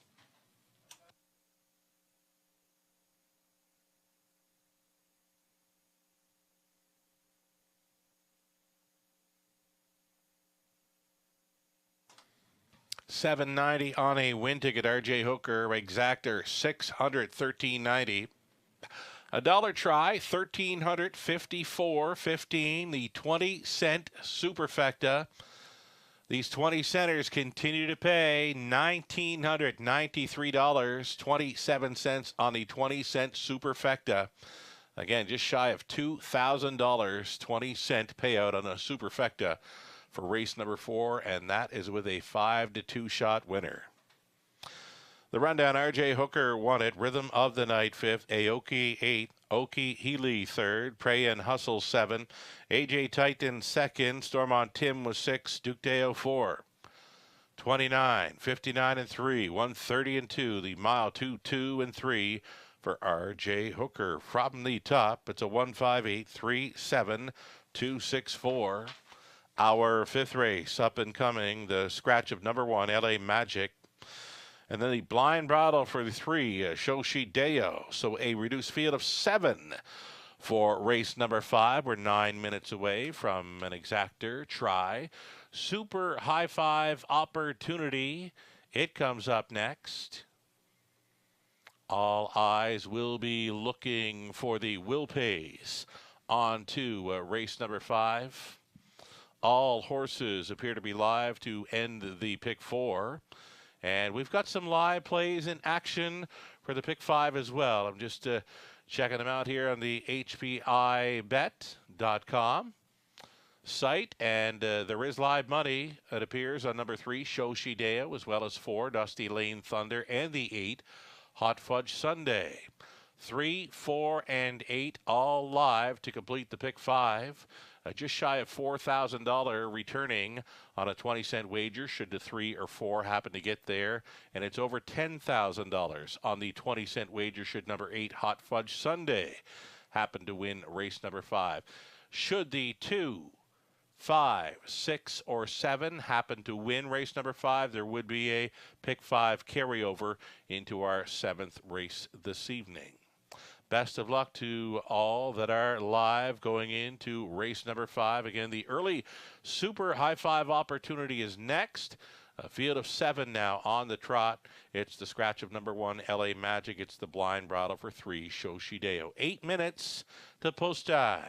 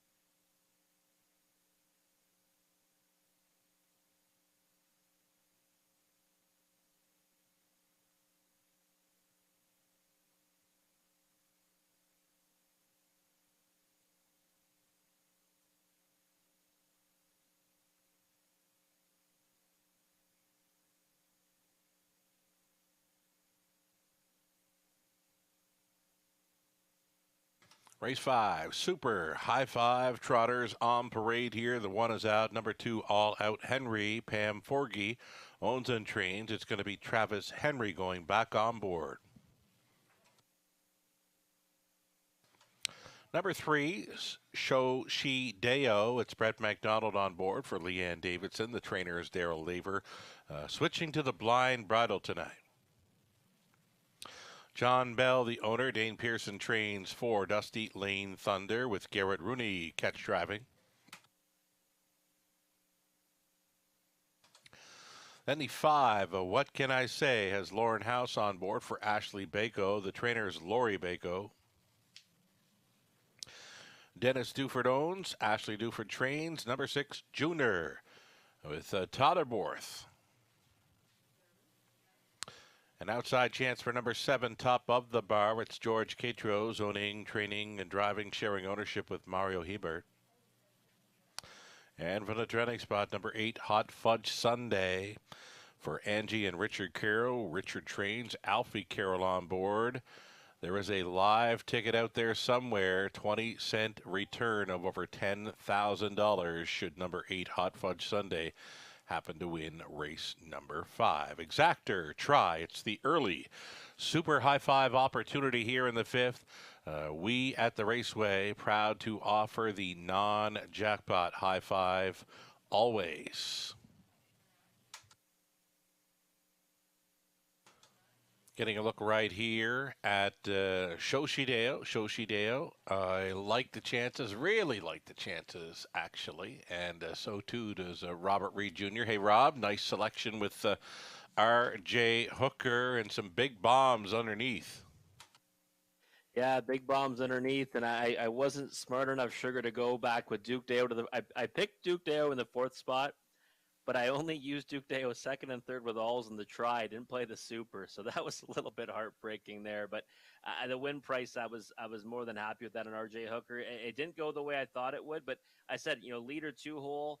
I didn't see him coming, 3 wide on the turn for home, but certainly raced really well and exceeded my expectations. It almost looked like he was going to hang a bit coming out of the turn. He had a big 70-1 bomber to his outside, but R.J. Hooker, a nice steer there by Scott Coulter to get the driving double. And, I like it when, he's 5-2, so you're thinking $7, and then he comes out in the high end of the $7.90 on the win price, even better, right? Yeah, when you make a bigger win bet, right? Yeah. I remember, growing up, I'd always watch the board to see if we get the high end. Yeah. When you get that 790, it's basically 3-1. So, for sure. Hey, we'll take it. Right on. Let's talk Shoshi Deo. This one, for me, this is just me saying it. This horse looked a lot better on the post parade and the warm up last week. I know they went and switched up the bridle. Daryl Laver, trainer, switched up the bridle for 3 Shoshi Deo to the blind. Maybe Garrett's just got this one or Brett McDonald driving. Maybe Brett has just got this one toned down slightly to keep it from getting worked up and just relaxed in the safety lane. Here he is again, Shoshi Deo. For me only, looked much better last week. But what are you seeing, Rob? Well, I mean, exactly what you're seeing, right? We don't get the pick of the parade by Sugar this week. No, not this week. And, staying quiet. Mm-hmm. I mean, it's never a bad thing for a trotter. But the thing with this horse is that if you're betting him, you want to see him go one way because he's at his best when he's on the lead or he's forwardly placed. You look back to all his victories, they come when he gets away either on the lead or at worst third. So you have to hope he's leaving out tonight. I think that's the only real plan for him. The one thing I'll say is that, I'm very fond of Dusty Lane Thunder. I'm fond of Shoshi Deo as well. Pre-race appearance, Dusty Lane Thunder looks pretty pumped up out there, right? I mean, she looks pretty full of herself on the track. So I understand the 6-5 now on Dusty Lane Thunder. My only thing is that you look at, the classes that they're coming out of. I mean, it's night and day. I mean, Last Shots made, her way up to the preferred ranks, and Dusty Lane Thunder, is stepping up, quite a bit here, right? So I have a hard time with that odds discrepancy right now. And even on the, the edge in the appearance, I'd still go in the direction of Shoshi Deo only because you're getting 5-2 versus Right. even money. Price-wise, the play right now is number 3, Shoshi Deo. There is some action for the 8 Hot Fudge Sunday. Huge price for, I believe, one player should the 8 Hot Fudge Sunday get the job done. It's over $10,000 coming back on a 20-center. I believe that ticket may have been purchased south of the border because it would be showing a little more than that if it was in Canadian funds. Yeah, you certainly think so. And Hot Fudge Sunday is one that, I certainly gave a big chance to in here. 6 and 7 from the post positions in the last 2. Trailing post, the same trailing post that he'll have tonight, 3 back. Good effort to be third. I thought that pound for pound, this is a pretty, soft installment of this race, right? So a horse that's been racing regularly at this level and knocking at the door, you have to think that he's got a good chance in here, and I think he's kind of a trip horse too. Yeah. And in this spot, the trailing post might not be that bad because you've got a couple of horses in front of him that I think will be trying to going forward off the gate. If he gets away in a good spot, could end up second over, and that's where this horse kind of likes it. So I think Hot Fudge Sunday's got a big chance in here, 9-2. No surprise, but midway support for that one. Okay, final thoughts on this. No live money to horses 2, 5, 6, or 7. Which one of those or which ones can get there? Best chance top of the bar, I think, no question about that. Okay. But I think that they, I wouldn't be surprised if one of those horses won. I mean, the way the night's gone, it'd kind of be fitting if we had a carryover. But I'm still going to wish those alive luck because they're on the 3 horses that I liked in the race. So. Alrighty, there you have it. Robert Reid Jr. with us for the commentary, ticket ideas, and selections on this evening's card. A field of 7 now, reduced field of 7 on the trot for the 5th race. A non-jackpot super high 5 play, top of the stretch. Off stride at the start here, and number 2, All Out Henry, has gone to a break. Also the 3, Shoshi Deo, was off stride briefly. To take them on into there, it'll be Dusty Lane Thunder. Dusty Lane Thunder for Garrett Rooney Jr. has found the pocket ride in second. What can I say? Racing at a third.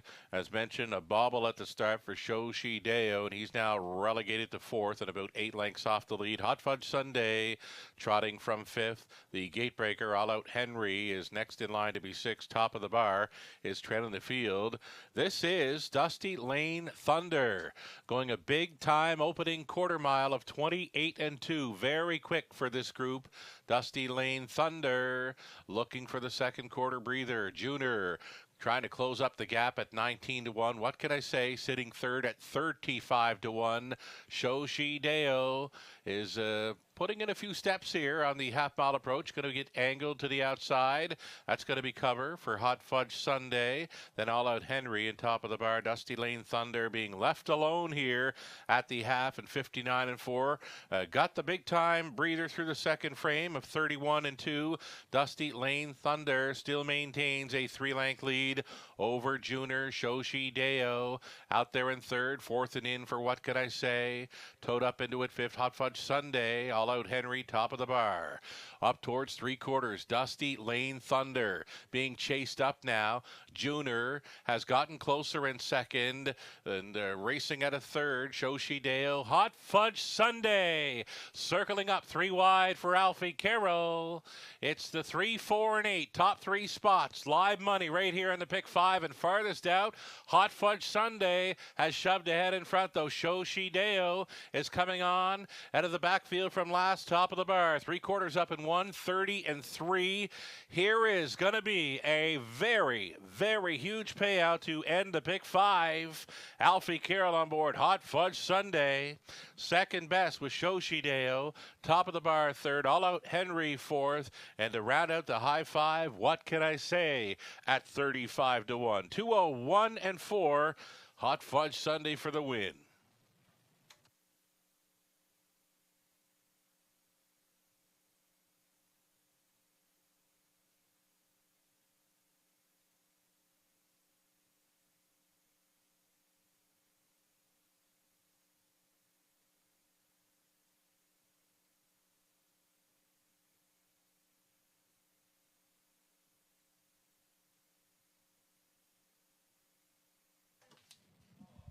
It's the 8, Hot Fudge Sunday. for the victory. Number 3, Shoshi Deo, finishing second over 7, top of the bar. Then came 2, All Out Henry. And number 5, What Could I Say? It's actually number 7, top of the bar, finishing third in there. So an 8-3, 7-2-5, top 5 unofficial.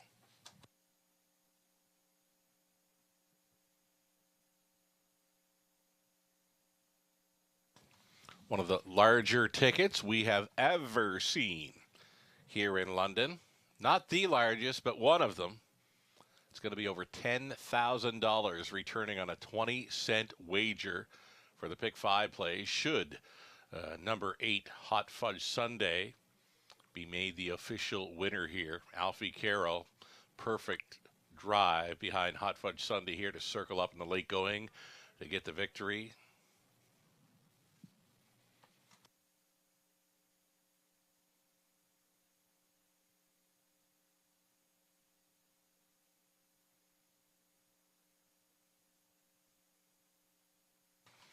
Here comes Hot Fudge Sundae, 5-year-old brown-gutted son of Kadabra, out of a Sunday on Sunday by Chocolatier.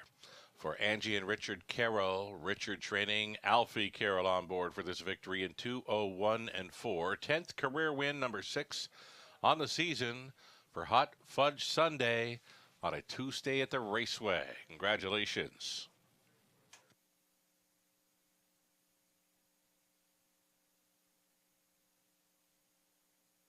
Gone official here in the 5th. 1 was scratched, All Out Henry for Shoshi Deo second. What Can I Say was 5th, top of the bar. 3rd, Hot Fudge Sundae was a race winner. The top 5 have been made official here. Hot Fudge Sundae, 680. Daily double on to the 5th, 32 even. Pick 3 for 20 cents, 23.75. The exactor in race 5, 20.90. A dollar try, 32.05. The high 5, 20 center, 136.45. The dollar pick 4, 2,065.85. 20 center worth, 413.17. And there you have it, folks. 20-cent pick 5, 10,667.61. One lucky winner, I believe, south of the border, cashed in and took the Pick 5 pool tonight in London. Congratulations.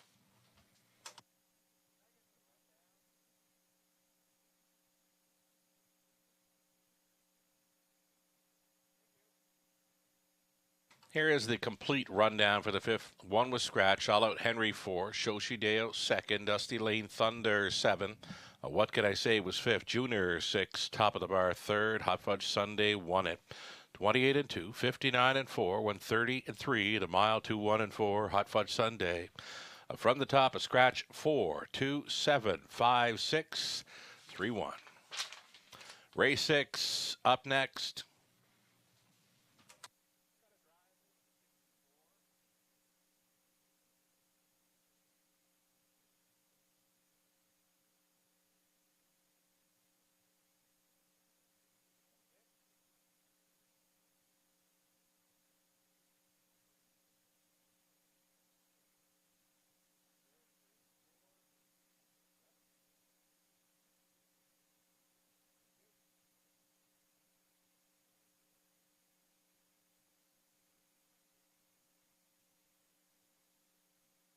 Alrighty, just going to update you on the driver changes for the back half of this Tuesday evening card. There is a driver change in race 6. The 4, Come On Barney, will be driven by Andy Moore. Over into race number 8, the 4, Life is Better. It's now Garrett Rooney listed. And in race number 10, the 5, Shadow Warrior, it'll be Travis Henry.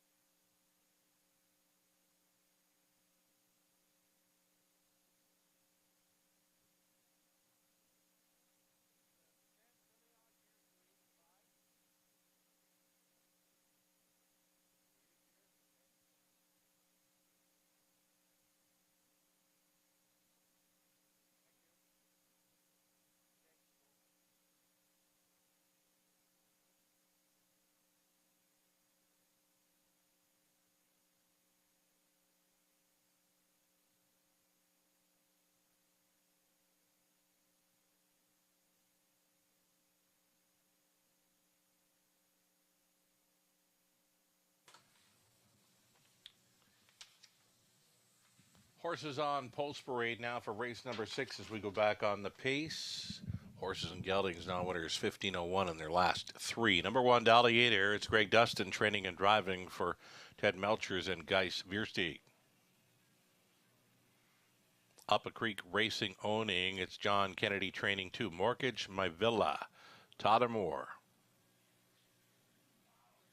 Ace 44 Talon from Post 3, Brett MacDonald for owner-trainer Becky Geisel.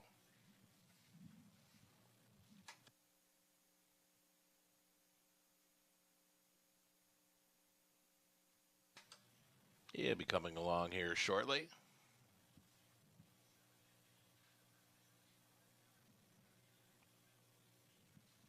Next on parade, it's actually going to be the 5. Next on parade, actually going to be the 5. Or maybe it is the 4. It is the 4. Come On Barney is out there. Andy Moore on board tonight for Diane Sylvester. Trainer Dwayne May. The 3 is late for parade. So next in line will be the 5, Harper's Hat Trick. This has Travis Henry driving for Chris Haskell, along with Grant Shelton. It's Chris doing the training.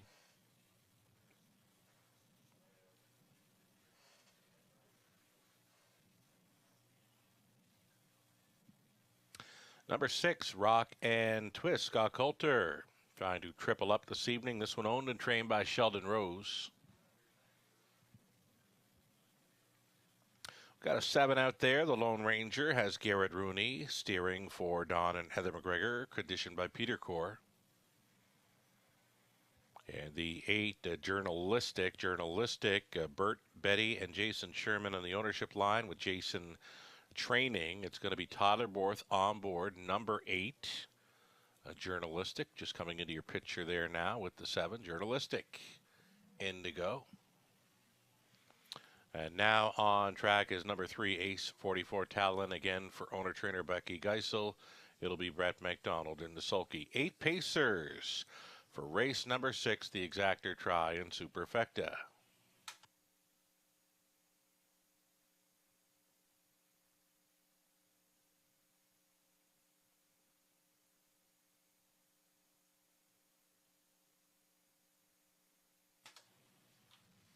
Race number 6, going back on the pace for this. And we're going to pick up a top selection here for Robert Reed Jr., the 5, Harper's Hat Trick, Travis Henry on board. And how about the pick 5 payout? Not the largest pay we've ever seen, but for sure one of the largest 20-cent payouts in the history of the Raceway. Yeah, no, it was a really nice payout, obviously. Congrats to the winning ticket holder. I mean, you look at that one, Sugar, and you know, we thought that Ethel might be vulnerable, right? It never would have had the winner in the first. But at the end, for me, it got kind of logical, right? But it's you got to get there somehow, and that's the kudos to the person that did. But I was a little bit surprised that Hot Fudge Sunday was paying that much. The 10-1 morning line certainly helped, but just a horse that kind of figured and got the trip I was expecting. Right. Kind of got that cover and then exploded for the victory. So, but yeah, it's the multi-leg wagers here. We say it all the time, right? They're must plays. The value that you get in these sequences is incredible. For sure. And Shoshideo was okay, did finish second, but made a bobble at the start. So just maybe something was a miss, just slightly, because as I caught last week, he was very, very sharp on parade. Just this week, it just didn't seem to be the same horse. And I don't know if that played into his start, but still managed a decent second behind a sharp winner and a very sharp drive by Alfie Carroll with Hot Fudge Sunday. Yeah, absolutely. And usually he drives Dusty Lane Thunder, right? And now he's on Hot Fudge Sunday, and that one that he always drives for Family Connections. And I mean, good price, nice pick 5. But here we are now in the sandwich race, right, on the card, the one that doesn't fall into the multis, right? But does have a heavy favorite, Harper's Hat Trick. I just think this spot looks so soft. Okay. For this one, back in a regular rotation. Last time was off over a month. Closed willingly on a horse that does not usually like to come from out of it. Came home in 28-3. I just don't see him getting beat in this spot. Harper's Hat Trick 3-5, and Robert says likely figured that kind of price in here, right? Yeah, it had to be. I mean, I looked at this race and thought, it's kind of one of those ones where you hope it falls in a multi-leg because I think he's a single if it was, but you also think maybe it's better that it falls in the middle so we don't get a heavy favorite if he does convert in those pick fives and pick fours. But I just look at it and last time racing at Melbourne was at 4,500 last three. Mm. I thought that he fits pretty well in there. He was favored too, 7-5. Mm-hmm. I think if he was racing on a regular schedule, he would have made a much bigger impact against that group. So how do you not, go to him here in a field where many of these horses have been toiling in this class, right? Which is eons away from that class. So I just think, yeah. I'm with you. You've sold me on this horse. I mean, it's the second start back off a 6-week break and way down in class. And 3-5 right now is actually an okay price if you want to put a bigger number down on him to win. But he could drop logically to 1-5 in here. Less than a minute to go. Yeah. And just final thoughts on this win price right now. Do you pound him? Well, no, I can't. Okay. I can't bet him. I'd be betting him in exotics. Yeah. I think you're right. I think the late money's going to pour in him anyways. Sure.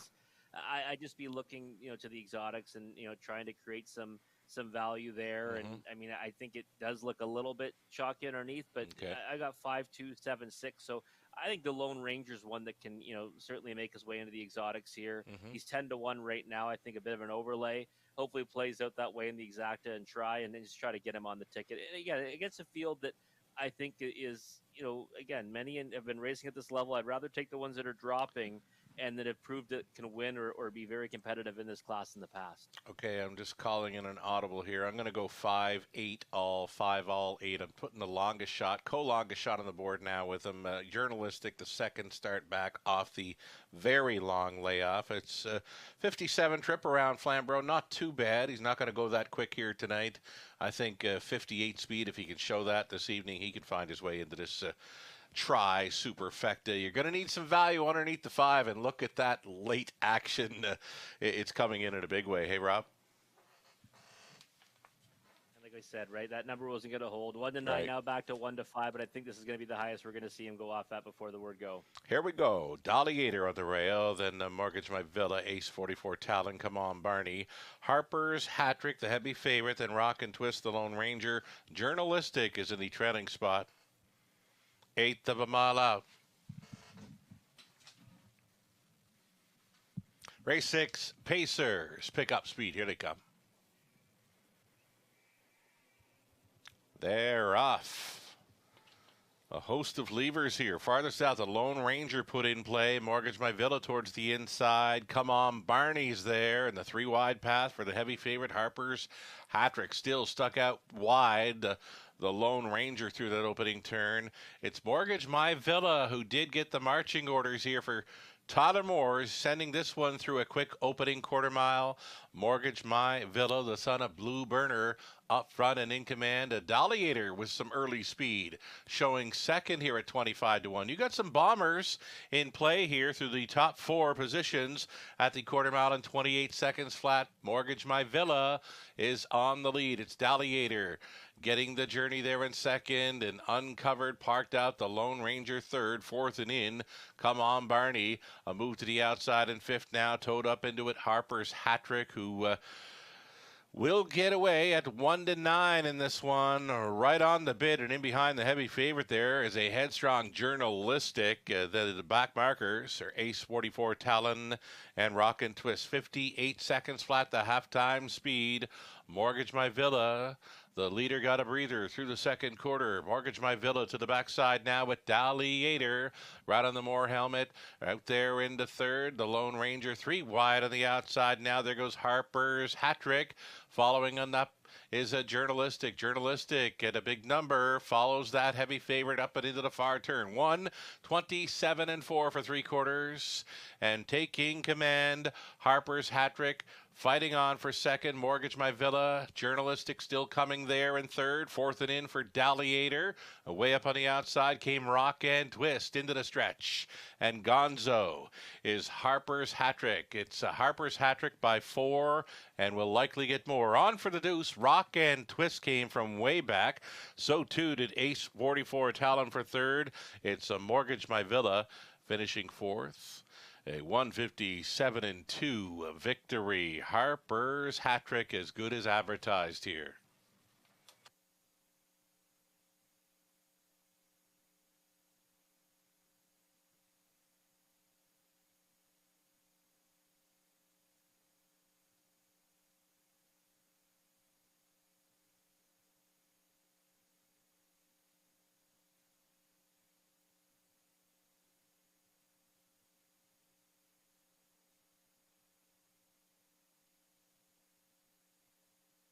It's the 5. Harper's hat trick, much the best here over 6, 3, and 2. 5, 6, 3, 2 unofficial.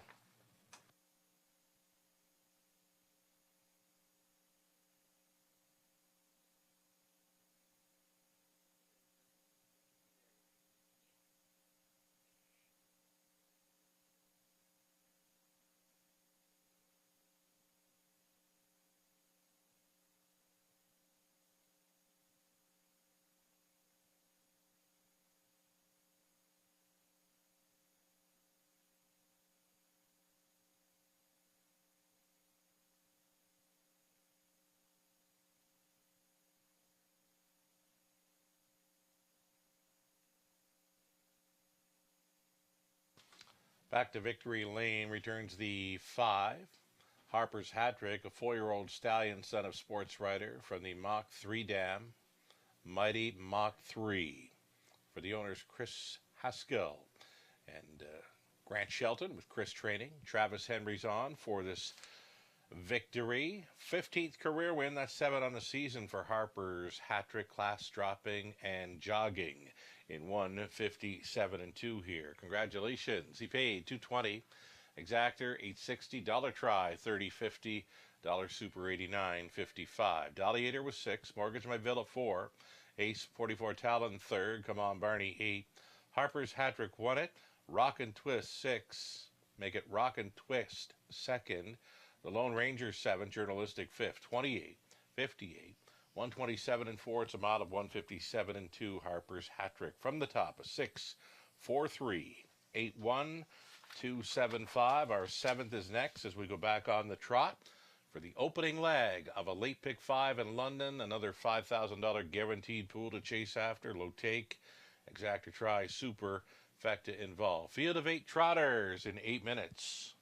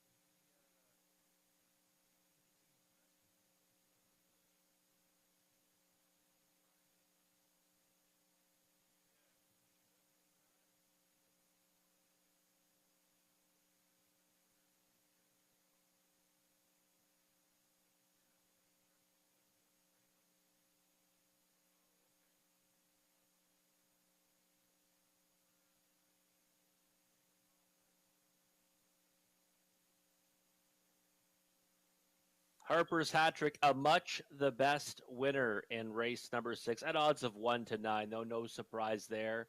Trip went a little bit different than I thought, but nevertheless, he won by as much as he pleased. Well, it's time for race number 7. That's going to kick off our late pick 5 wager, guaranteed pool at $5,000, and a nice sequence ahead. So I think we might see another, hefty payout here in the late pick 5. Let's take a look at the tickets that we've mapped out for you this evening. We'll see Sugar's ticket first, and some scratches kind of, wreak some havoc with our original tickets. There's no question about that, because there was a specific leg where I was all in on the 1 and 3, and they both ended up getting scratched. But let's look at race 7 here. Sugar's going to hit the all button here, and it is a competitive-looking trotting event. Heineken Sealster plunging in class, but off really lackluster performances, so you got to kind of take that with a grain of salt. 3-5 on him right now. I don't mind spreading out in this leg here. Then just the 1 and 5 in race number 8. That's Holly's Treasure and At the Beach Hanover. I'm a big fan of Holly's Treasure, a hardworking racehorse, rail to work from. The 5 At the Beach Hanover looked really good for much of the mile last time before weakening late, but he's a handyman, was just on fire on that night. Race number 9, the all button again, and the preferred handicap on the trot. Really nice looking field of trotters, and I think the better ones, they've got to work from the outside, as they always have to do in those handicap events, and that might hinder their chances, but that's where I'm going to go. But Sugar hitting the all button in a competitive looking group there. Race number 10, just the 4 Adrenaline Rush, one that I'm now fond of, with the scratches of both the 3 Flash to the Finish and the 1 War We Exceed.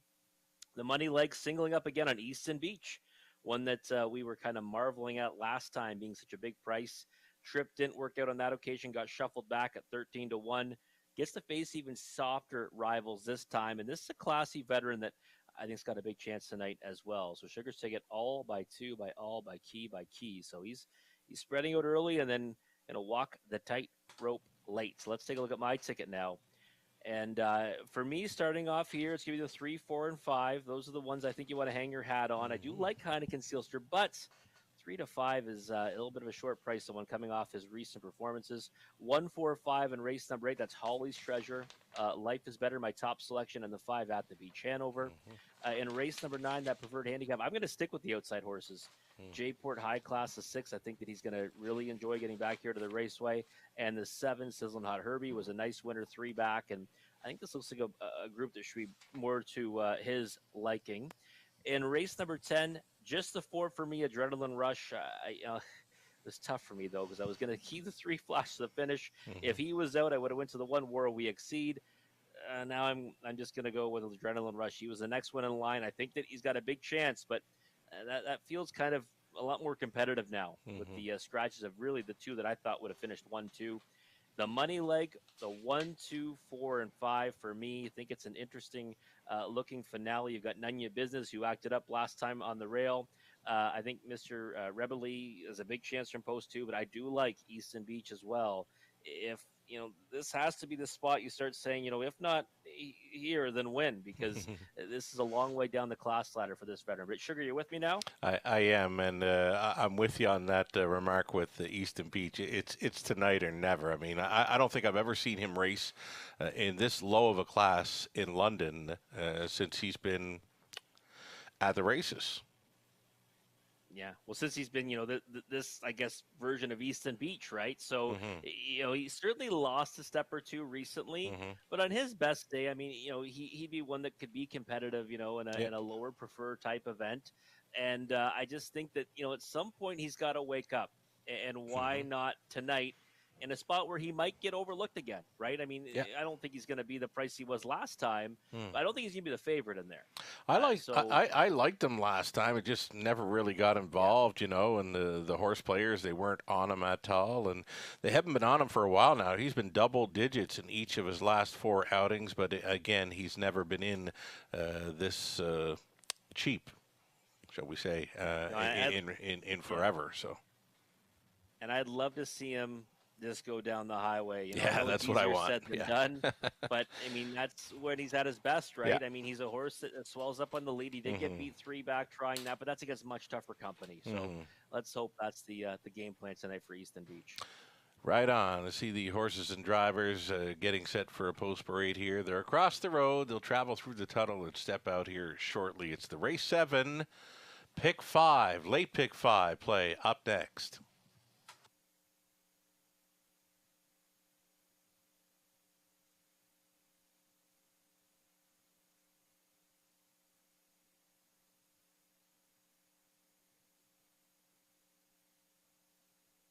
Here come your starters now for race number 7. Back on the trot to open up this late pick 5. Number 1, should have known better. It's Anthony Hamlin on board for owner-trainer Michael Hamlin.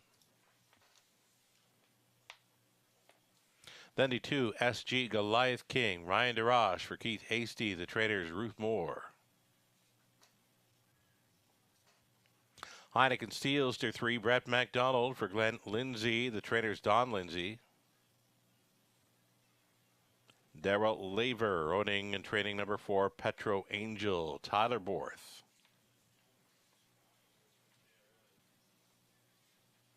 Then the 5, Super T with Colin Kelly on board for John and Chris Yake. John does the training. Tanya Lawson owns. Patrick Bissett trains 6 stars above Ullerich. Travis Henry. The outside chance for 7, My Mini Miracle, Natasha Day for Rick Ryer and Becky Geisel. Becky trains. And the trailing spot for 8, Thunder Romps. Owned and trained by Courtney Robson. Paul McKenzie will try for his driving triple here. 8 trotters. I see it as wide open. Exactor Try Super, the opening leg of a $5,000 guaranteed pool pick 5.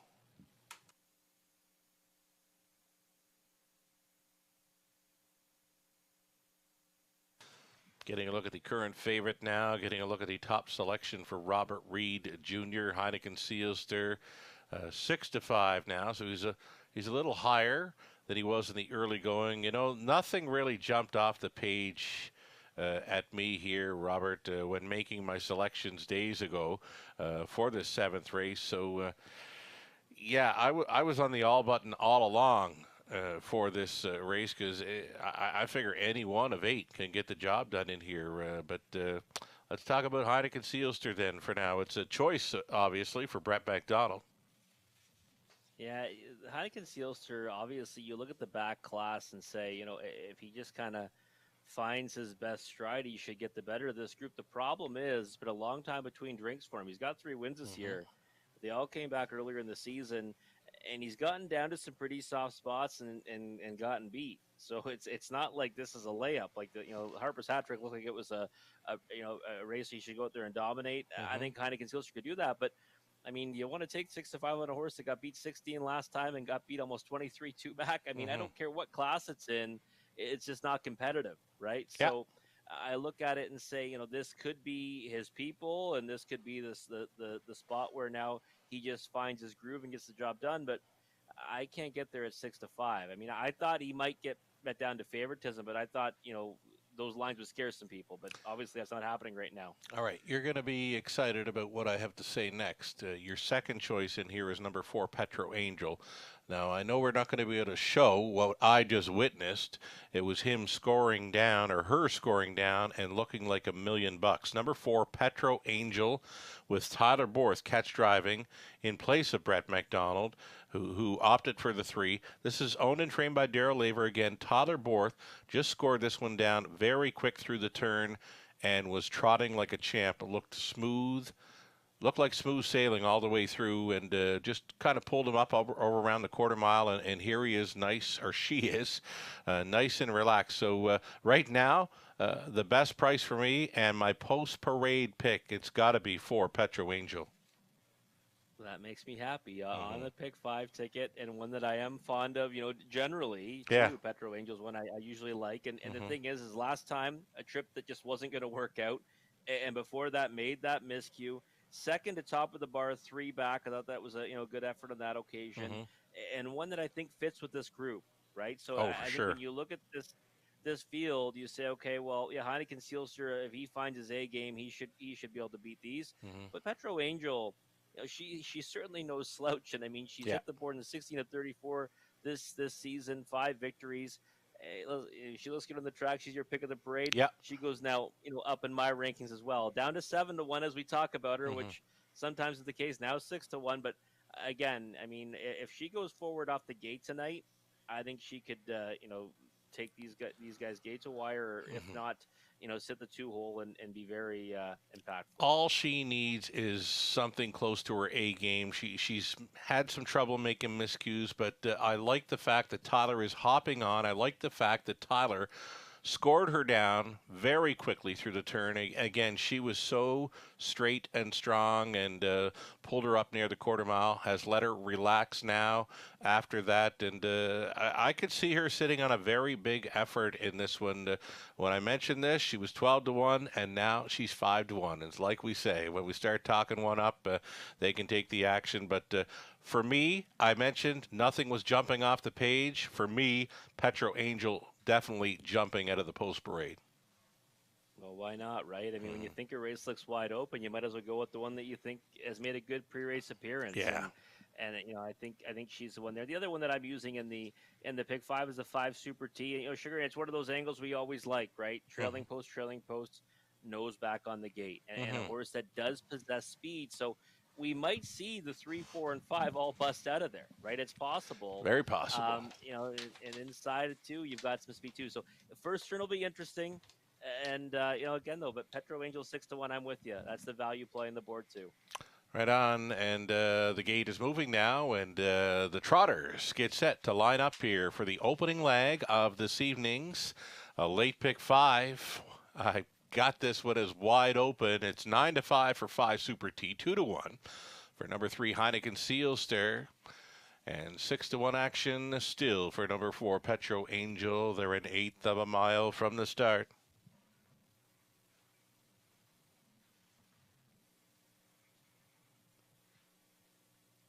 Trotters for race number 7, pickup speed. Here they come. They're off. Petro Angel. She's leaving on out of there from the inside. Should have known better up between trotters. Heineken Sealster into the opening turn, and on top, Should have known better came out to lead here at 10-1. A breaker in the backfield. That's the 8 Thunder Rumps jumping it off. Going quickly. Should have known better out there by 3.5 lengths. All alone second, Heineken Sealster. Petro Angel minding her manners thus far. She's third, but already 8 off the lead, and that is why. Quarter-mile bullet speed tonight. 27-3, courtesy of the trotter. Should have known better.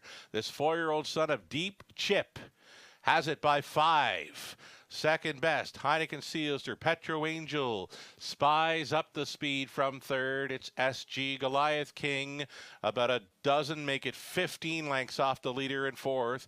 Fifth is Super T. Then it's back to Stars Above Alleridge. My Mini Miracle and Distance Never In It. Thunder Romps 57-1. Halftime speed for Should Have Known Better. Trying to get closer at a second. Heineken Sealster. Petro Angel being chased up from third. Super T off the back end has just come on to grab fourth. Stars Above Alleridge underway at a fifth. Up towards 3/4. Should Have Known Better. The lead, though, it's shrinking. Should Have Known Better. The lead down to 2. Heineken Sealster. Petro Angel up on the wide side here for Bohr. 3/4. 128-2. Petro Angel going to the top. Should Have Known Better is second. Heineken Sealster third and beat tonight. Super T coming quickly out of fourth, and on that move is a Stars Above Alleridge into the stretch. Petro Angel by 3. Second best, Super T. Stars Above Alleridge. Late trot from My Mini Miracle. It's all Borth. Petro Angel for Lever. Second best, Stars Above Alleridge. Then Super T. My Mini Miracle. 201-3.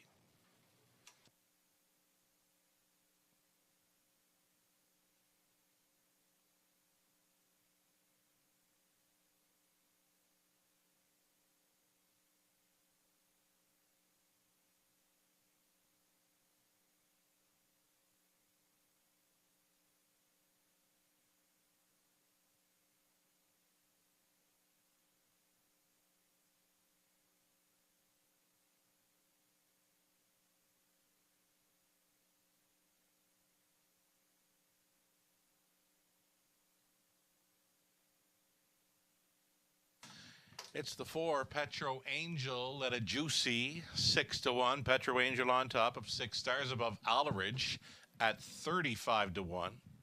Then it was the 5, Super T, and 7, My Mini Miracle. 4, 6, 5, 7, your top 4 unofficial.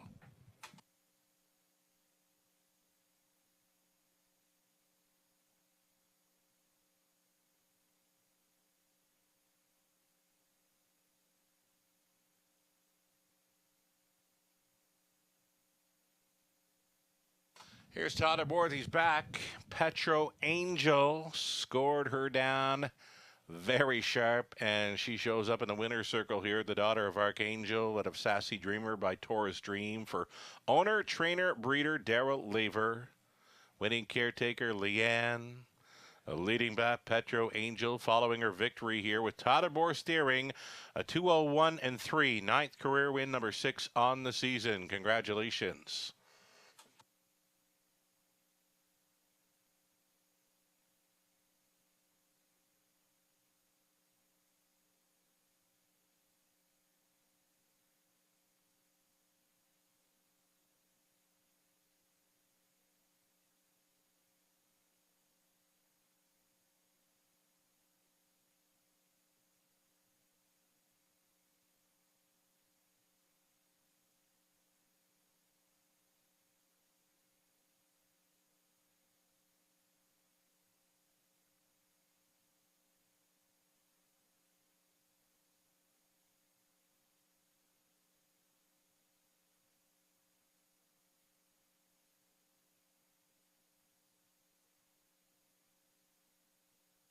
Petro Angel, 1440 on the nose. Exactor, 258.70. Dollar Try, 327.15. Super for a buck. 1985.10. 20 center, 397.02. Should have known better was 5th. SG Goliath King 7th. Heineken Sealster 6th. Petro Angel, the race winner. Super T was 3rd. Stars Above Alleridge 2nd. My Mini Miracle 4th. Thunder Romps was 8th. 27-3. 57-1. 128-2. The mile was 201-3. Petro Angel, a going away winner. From the top of 5, 7, 6, 1, 3, 2, 4, and 8. 8th race. Up and coming. Garrett Rooney will be driving 4. Life is Better. Number 6 is Scratch. Scratch the 6 from race 8. Exactor, Try, Superfecta, the start of Elite Pick 4 in London. 10 minutes to think about it.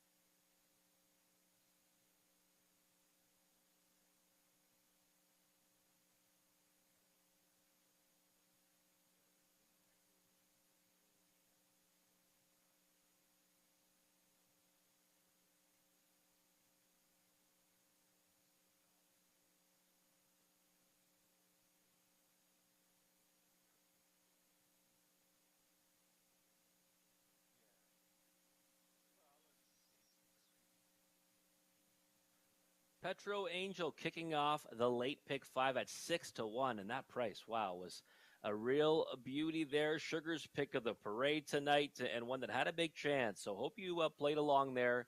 Nice 6-1 winner to kick off the late pick 5. But if you're not a library, if you are, you might as well jump in on the late pick 4, which starts right here in race number 8. The guaranteed pool is $5,000. As always, Sugar and I have mapped out some tickets for you. Probably going to be pretty close to what we've put together in the late pick 5, but Sugar is with me now, so I'll let him talk up his ticket.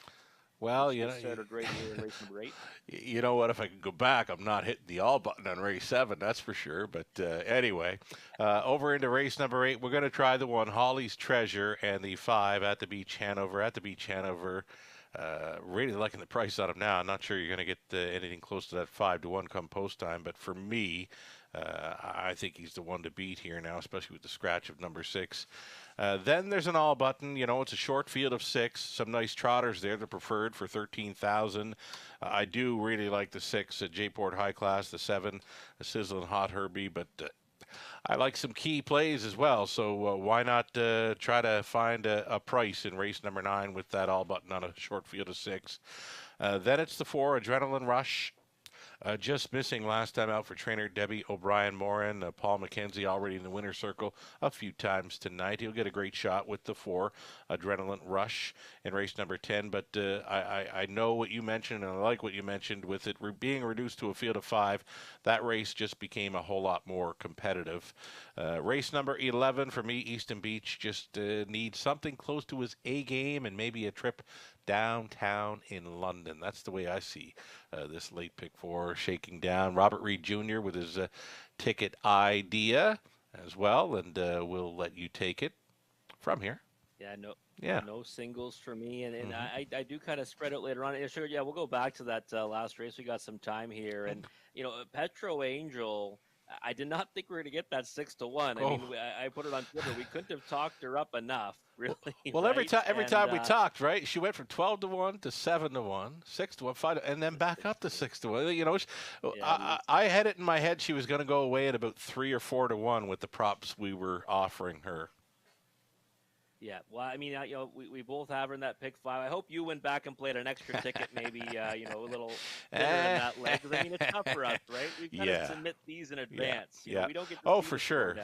For sure. I mean, here's the thing. Like I said, if I could go back, I'm removing that all button from my pick 5 ticket because I said it, she scored down like $1 million. I mean, and for a horse that has had some troubled journeys, has had some braking issues, Tyler Borth had sent her around that opening turn like nobody's business, and she didn't want to go to the gallop whatsoever. So for me, it was on for her. She was saying it's go time tonight, and it was. And we were concerned Heineken Seelster right off a couple of real lackluster performances. Tough to take a short price, and just didn't have it again tonight. So I'm sure, it'll rebound at some point, but it was not going to happen this evening. My ticket here, 3D, I'm staying true to my pick 5, but I'm adding a horse in race 10. So 1, 4, 5 for me in this race. And I do recognize there's some speed for the 2 and 3 as well, but I do think those horses are the class of the race. I love Holly's Treasure as a racehorse, such a hardworking one, and love the fact that he gets rail control tonight. 6 and 7 in the preferred handicap. I hate taking outside posts, but I think they're the best horse in the race, and it's going to come down to trip, though, right? We know that. J-Port High Class is a horse that if the trip doesn't work out, he's not going to be there, but I think it will tonight. Sizzling Hot Herbie, too, I think you have to have on your ticket. I went to 2 and 4 in my pick 4 because I could spend a little more there.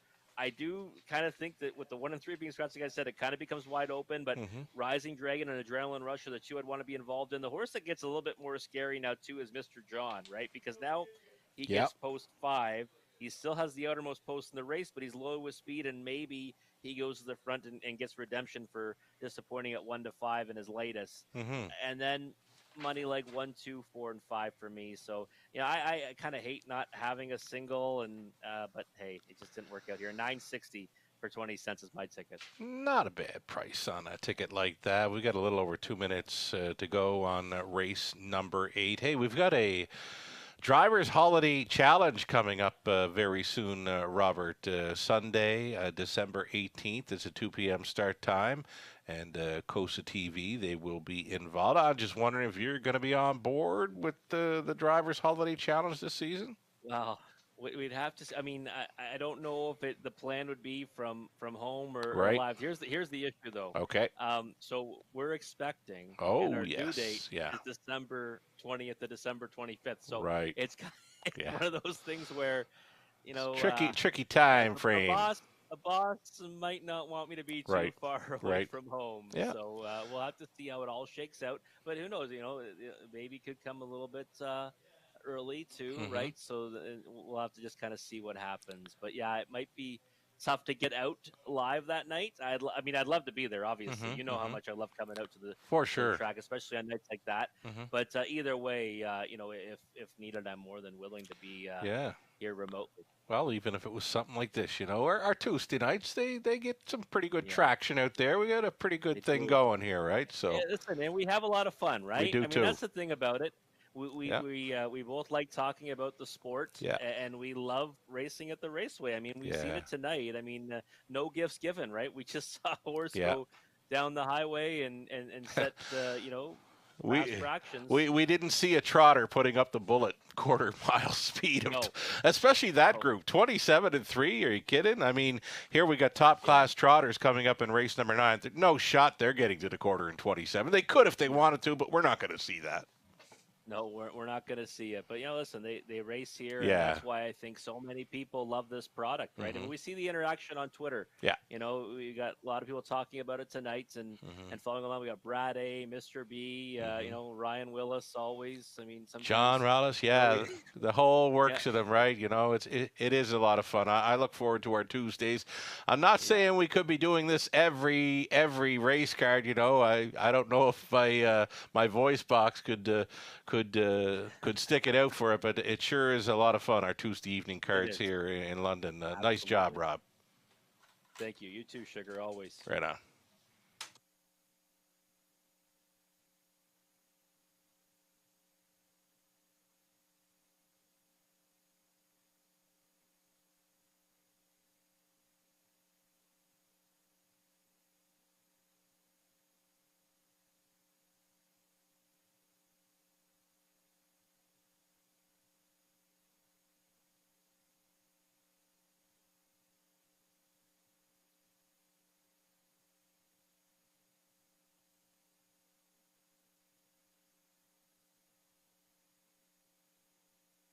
Here you see the live money in play for the Big Five. After leg 1, only 10% remains in play after the victory by 6-1 shot Petro Angel. So she did not figure in that many Pick 5 tickets to start things up. Again, $1,172 live from the pool of $11,413 after leg 1. Here's a look at the field as we go back on the pace for race number 8 to start up a late Pick 4. Number 1, Holly's Treasure, Natasha Day for Colonel Schneider Jr., the trainers Cassidy Schneider. Don Rankin Jr. owning, training, and driving number 2, Number 1 Hit. Kim McNiven, Doug Haywood, and Tom Broadhurst sharing ownership of 3, Maximus Power. Scott McNiven training, Lornhouse. Ken Matheson along with Henry Manakowitz, they share the ownership on 4, Life is Better, with Ken training, Make the Driver, Garrett Rooney. Number 5 at the beach, Hanover. It's Sam Filion on board for Gino Toscani, the trainers Ashley Lenvoy. 6 is out. Number 7, Roll with Hottie Toddy.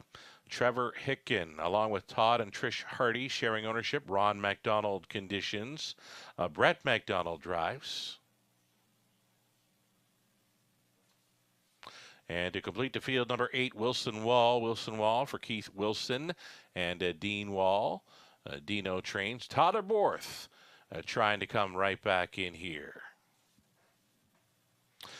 That is going to do it here. It's a field of 7 on the pace for this exactor Tri Superfecta. It is the opening leg of a late Pick 4. And, yeah, best of luck of playing along on this late pick 4 as we're going to get a look at the 4-horse. Scoring down, this is Life is Better. Garrett Rooney hops on board. And top selection, Robert Reed Jr. went this way. Life is Better was trying to preferreds the last time out. That wasn't going to work. And I'm going to let you talk this one up right now. Try to convince me that he's the one to go to.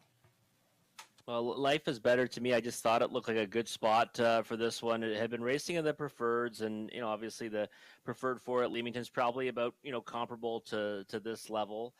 And this horse is a speedster, right? I love the fact that Garrett just scored him down, because a horse that's does his best work when he's forwardly placed, and obviously didn't get to do that last time and against a real tough group, Cheddar Bay and company. But took support though, Sugar, in that effort, right? Was bet down to 5-1, and a horse that again, like, I think you look at this field top to bottom, you have to think he's one of the class horses in here, and I'm hoping the game plan is to try to get to the lead. I know that the inside 5 all have a speed if they want to use it. I think At the Beach Hanover is going to try to just set off them, but Life is Better, 3-1. It may be a bit shorter than what I was hoping for, but 10 for 27 this season. A horse that likes to find the winner's circle, you don't mind taking in these spots. Right on. And number 4, Life is Better, top selection for Robert Reed Jr. My top selection, I'm going to stick to it here. Number 5, At the Beach Hanover. Loving the chances here. Sam Filion on board. Sam Filion back from his little trip out west where he competed in the National Driving Championship, captured by Doug McNair. Dave Kelly was a bang-up runner-up finisher in the driver's standing. Sam Filion, a great account of himself, and he's on board At the Beach Hanover here for trainer Ashley Lenvoy. He's been second and third in each of his last 2 here in London. I like the fact that he's got some early speed to work with, and I'm liking his chances, and now the horse players are on him too as well. He's a 2-1 favorite currently. Your thoughts? Yeah, I thought last time it was a good effort. I actually thought he might get away from the field in that race. And the thing is that I know some might look at the line and discredit him, thinking, well, why didn't he keep going? He had a horse first over. He's a handyman. He was absolutely out of his skin on that occasion. Like, honestly, the performance that he put forth was incredible. So I don't really think there was any shame in losing by just over 4 lengths to that one in third. And a horse that's kind of a streaky type, right? At the Beach Hanover is one that when he gets good, he races really well for a period of time. And right now he might be in one of those grooves. He's not found the winner's circle in his last 5, but he has hit the board on 4 occasions. So I like his chances here. And you're right, Sam Filion, a rising star in the sport. Right on. I'm just going to take it from here. I've got some friends that are tuned in and turned on to the Raceway this evening from back around the Maritimes, and it's number 7, Roll with Hottie Toddy, going out for the ownership connections of Trevor Hicken, along with Todd and Trish Hardy. They're watching. They're tuned in tonight. And they were looking for a shout-out for Trevor Hicken, watching from Montague, Prince Edward Island. Amber Campbell watching from Charlottetown. And it's Todd and his wife Trish. They're watching from Windsor, Nova Scotia. The Hardys, the Hardys, they raised Roll with Hottie Toddy right there, Windsor, Nova Scotia. The name comes from the sire, of course, Roll with It Harry, along with Hottie Toddy, which is the Ole Miss college football team's cheer. And they, of course, are big football fans. And Trevor Hicken, he trained Roll with Hottie Toddy all summer long with Amber Campbell, who filled in when she could as Trevor's lobster fisherman around Prince Edward Island. Gets fairly busy for those that fish the lobster around Prince Edward Island. When you try racing horses and you try fishing lobster at the same time, it's not going to work. So you're going to need lots of hands. So again, Amber Campbell, heck of a job with Trevor Hicken looking after Roll with Hottie Toddy all summer long. So those folks are tuned in, turned on, cheering for Roll with Hottie Toddy here in race number 8 as we get set to go postward. There is still time to fire in late on this late pick 4 in London.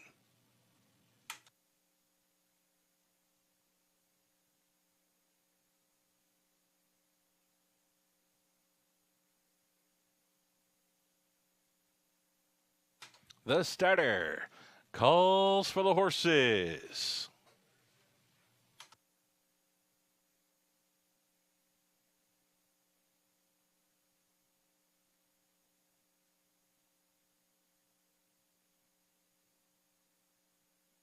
Gates moving.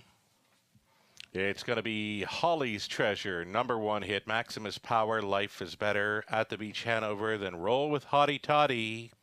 Trailing out is Wilson Wall. Reduced field of 7 here. They're at the top of the stretch. Picking up speed, here they come. The opening leg of a late pick 4 in London.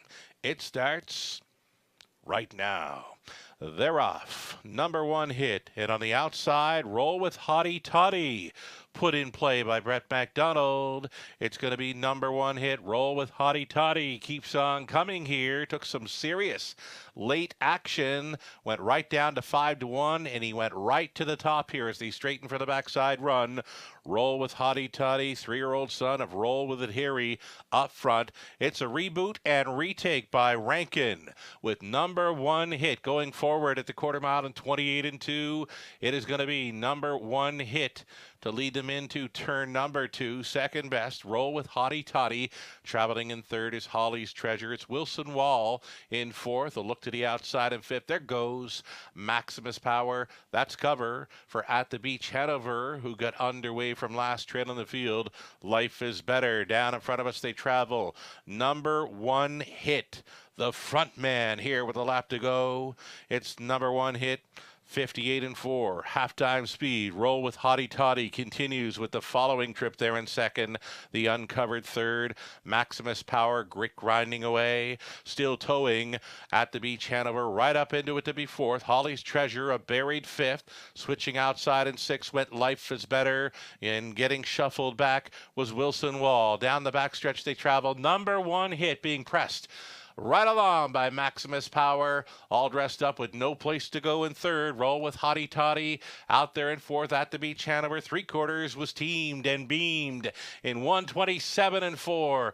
Number one hit still there, still coming. Maximus Power At the Beach Hanover. Roll with Hottie Toddy's fourth, and way up on the outside is going to be Life is Better into the stretch, and that green shadow roll of Maximus Power in front and nobody coming.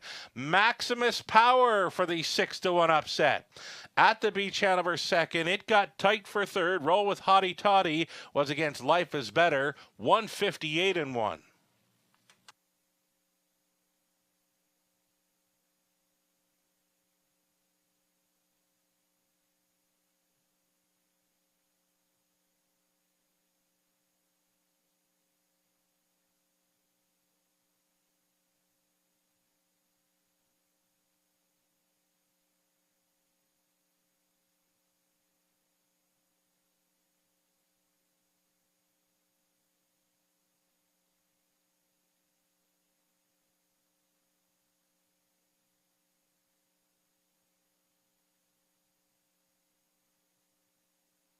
It's the 3, Maximus Power, grit grinding away for a victory.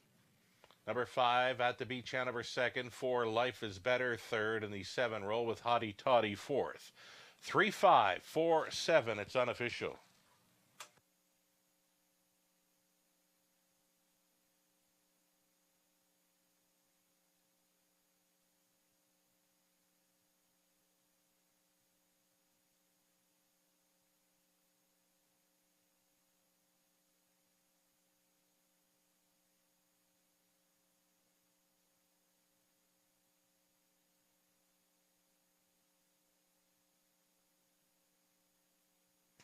Back-to-back victories in London. Maximus Power finding his form.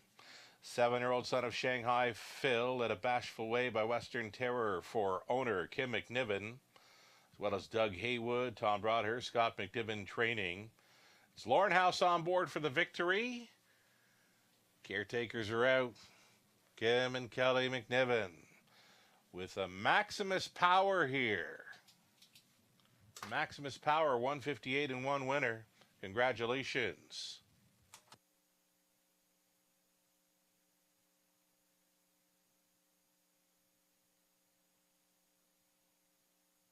$15.10 on a win ticket for Maximus Power. Exactor, $56.10. Dollar try, $87.20. The super for $1, $361.35. 20 centers worth $72. 27. Holly's Treasure 7. Number 1 hit 6. Maximus Power won it. Life is Better third. At the Beach Hanover second. The 6 had scratch. Roll with Hottie Toddy fourth. And then the Wilson Wall, he finished fifth. 28 and 2, 58 and 4, 127 and 4. The mile was 158 and 1. It was back-to-back wins for Maximus Power. Top down. 761, 3-2, scratch, 4-5. We've got 3 more to go. We've got Trotters up next. Trotters for the 9th, Pacers for races 10 and 11. The top class preferred trotting event, a $13,000 purse up next. Exact or Try Super, this one starts. A pick 3 comes your way in about 10 minutes.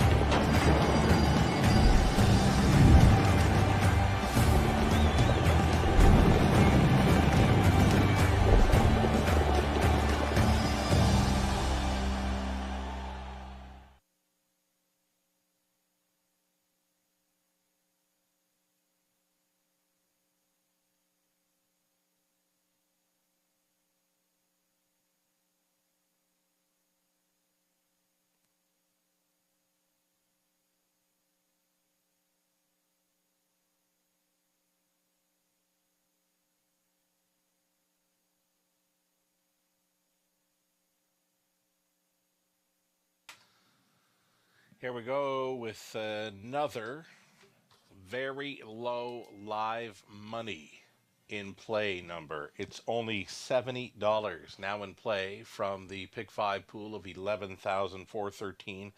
That's only after leg 2 of the pick 5 play. Only $70 remaining live going into leg 3.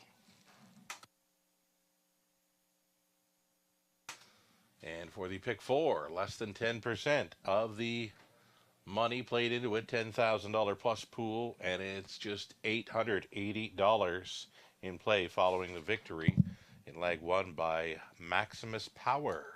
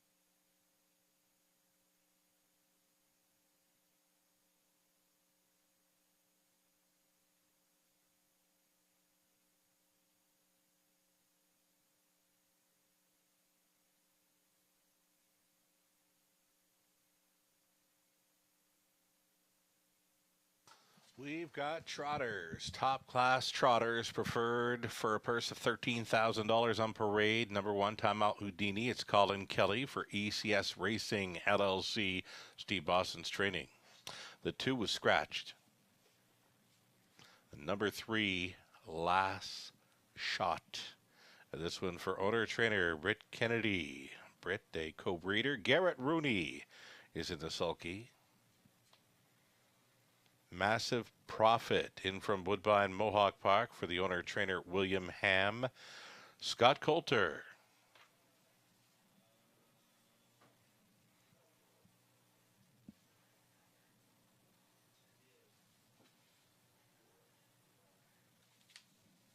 Number 5, it's going to be Goaltender for Francois Morin, the trainer Brett Lester. Sam Filion up. J-Port, High Class 6. Ted Melchers, Guy Veersteeg on the ownership line with Greg Dustin training and driving. And then the outside chance for 7, Sizzlin' Hot Herbie.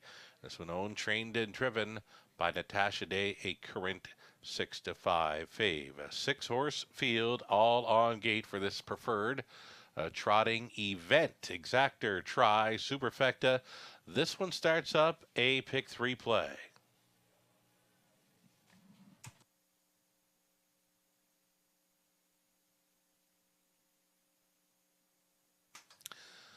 Alrighty, here we go. Top class trotters here. Number 6, J-Port High Class. Right now, you're getting 6-1. I can't see this horse going away anything above 2-1, 5-2.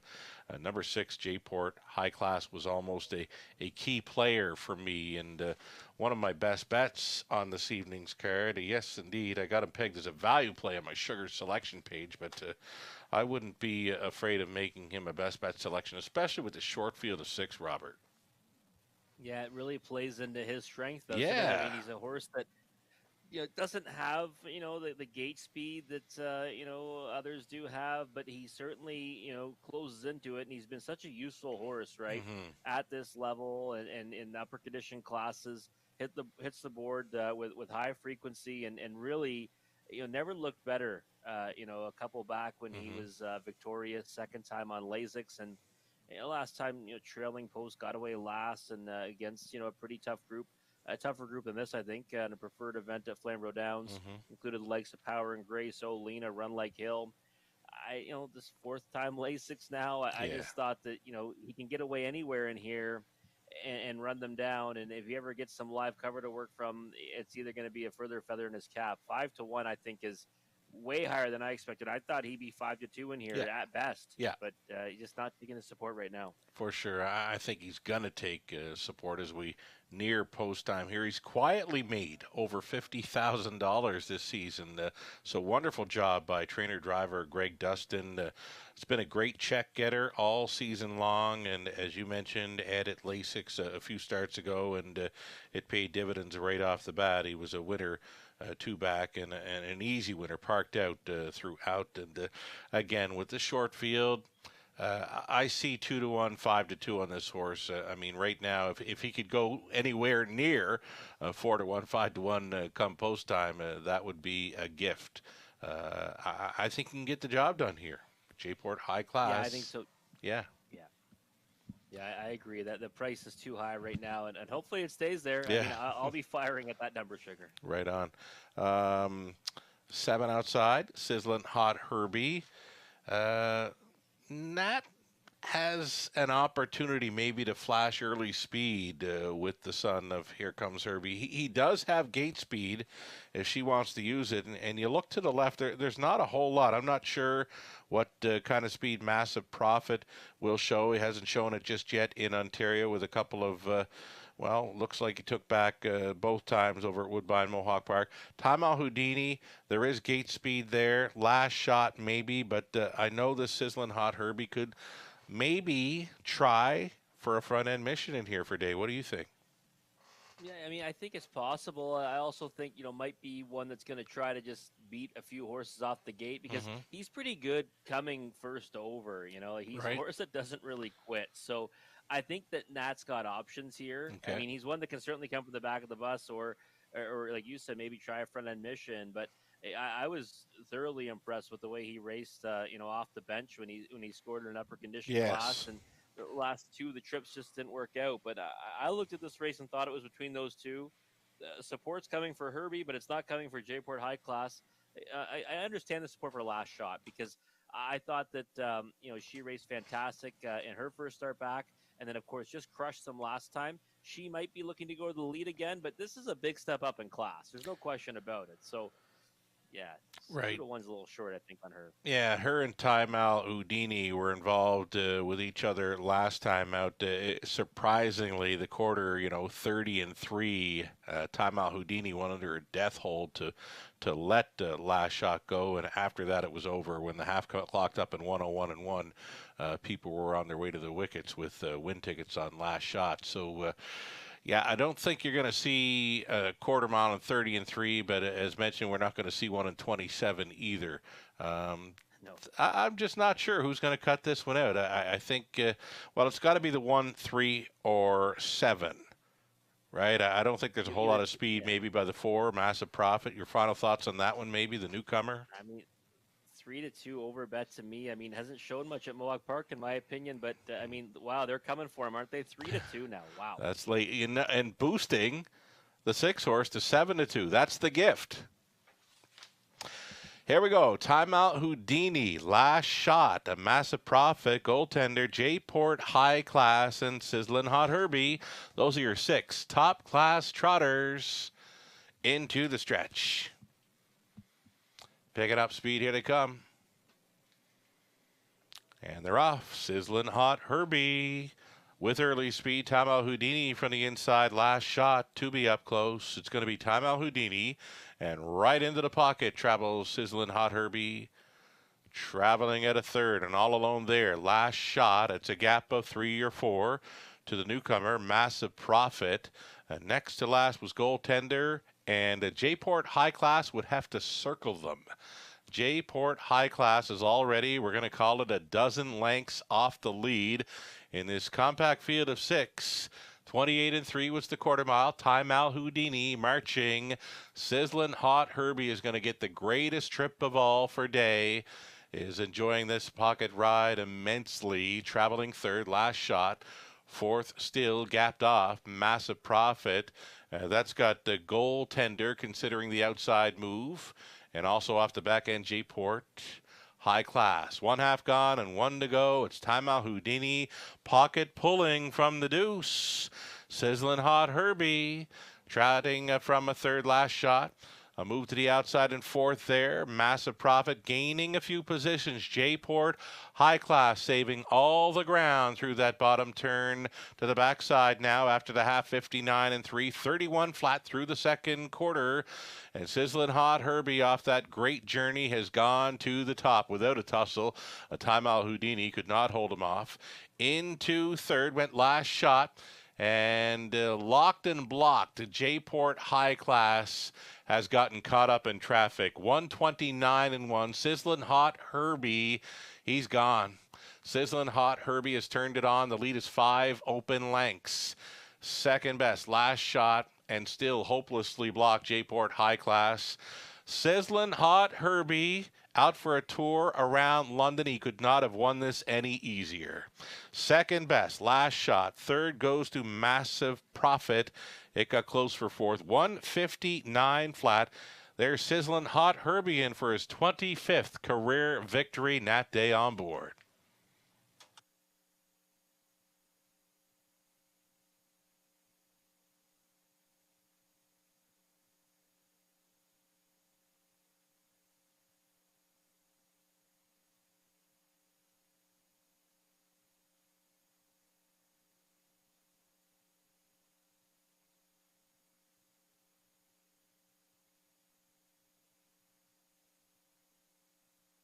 Number 7, Sizzlin' Hot Herbie delivers a 3-1 spanking here in the 9th. Number 3, Last Shot was second. The 4, Massive Profit third. The 5, Goaltender fourth. 7-2, make it 7-3, 4-5. 7-3, 4-5 unofficial.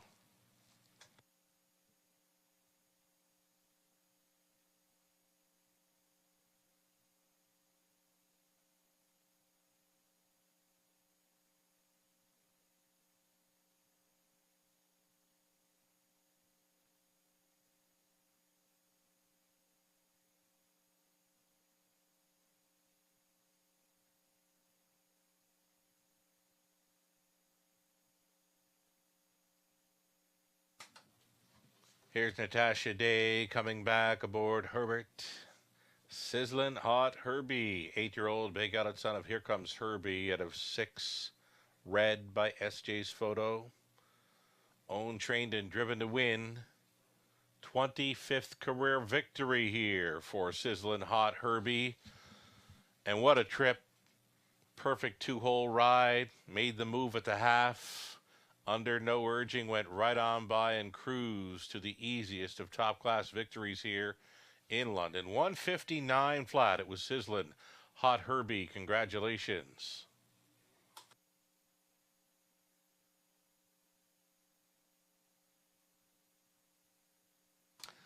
Sizzling Hot Herbie, 820. Exactor, 54.30. Dollar try, 55 even. Super for a buck, 169.65. The 20 center worth 33.93. Tom Al Houdini was fifth. The 2 had scratched last shot second. Massive Profit third. Goaltender fourth. A J-Port High Class 6. Sizzling Hot Herbie was a race winner. 28-3, 59-3. 129-1. The mile was 159 flat. Sizzling Hot Herbie just jogged from the top. 5 scratch 2, 3 4, 6 1. On the pace for our final 2. It's a reduced field of 5 up and coming for an exactor try. Super. Late double starts up. Travis Henry will be driving number 5, Shadow Warrior. 8 minutes to post time.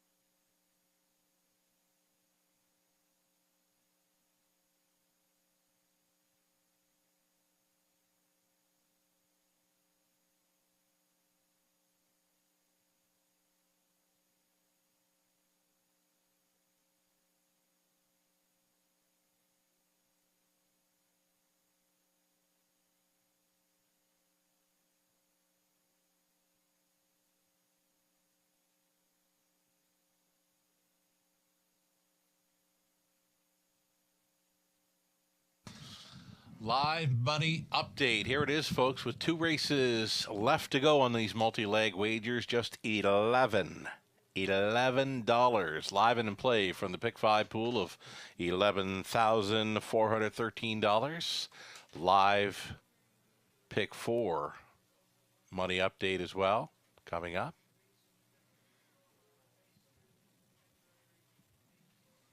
And the Pick 4 money, live and in play, $174 from the $10,000 plus pool. Best of luck if you get some live action going into this condensed field of 5 in race 10 and back to a field of 7 for the Super High Five finale in race number 11. A little over 2 minutes to play this 10th race.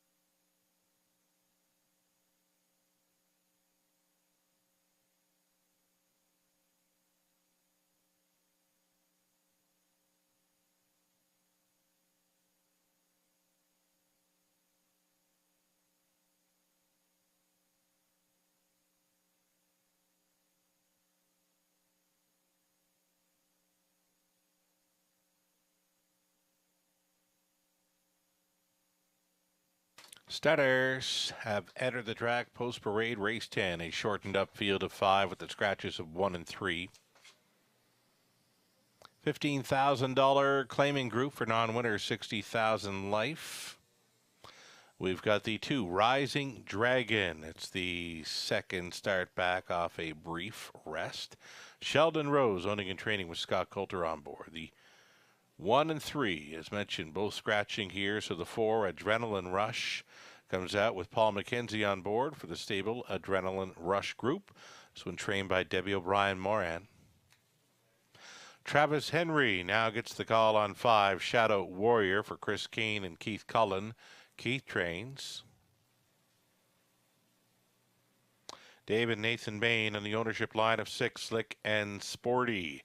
With Dave training, Garrett Rooney in the bike. And then it's Tyler Borth on the 7, Mr. John, for the owners John Philpott, Dr. Trevin Shive, Katie McNeil training. Reduced field of 5 then for this exactor try. Super late double starts up.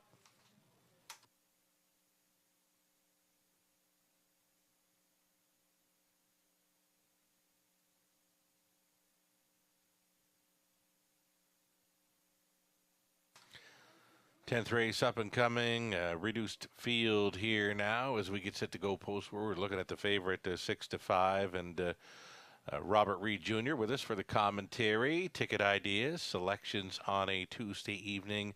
And wow, Natasha Day, she had to be all smiles into that first turn. A big 2-hole opened up for Sizzling Hot Herbie, and the rest just couldn't keep up, Robert.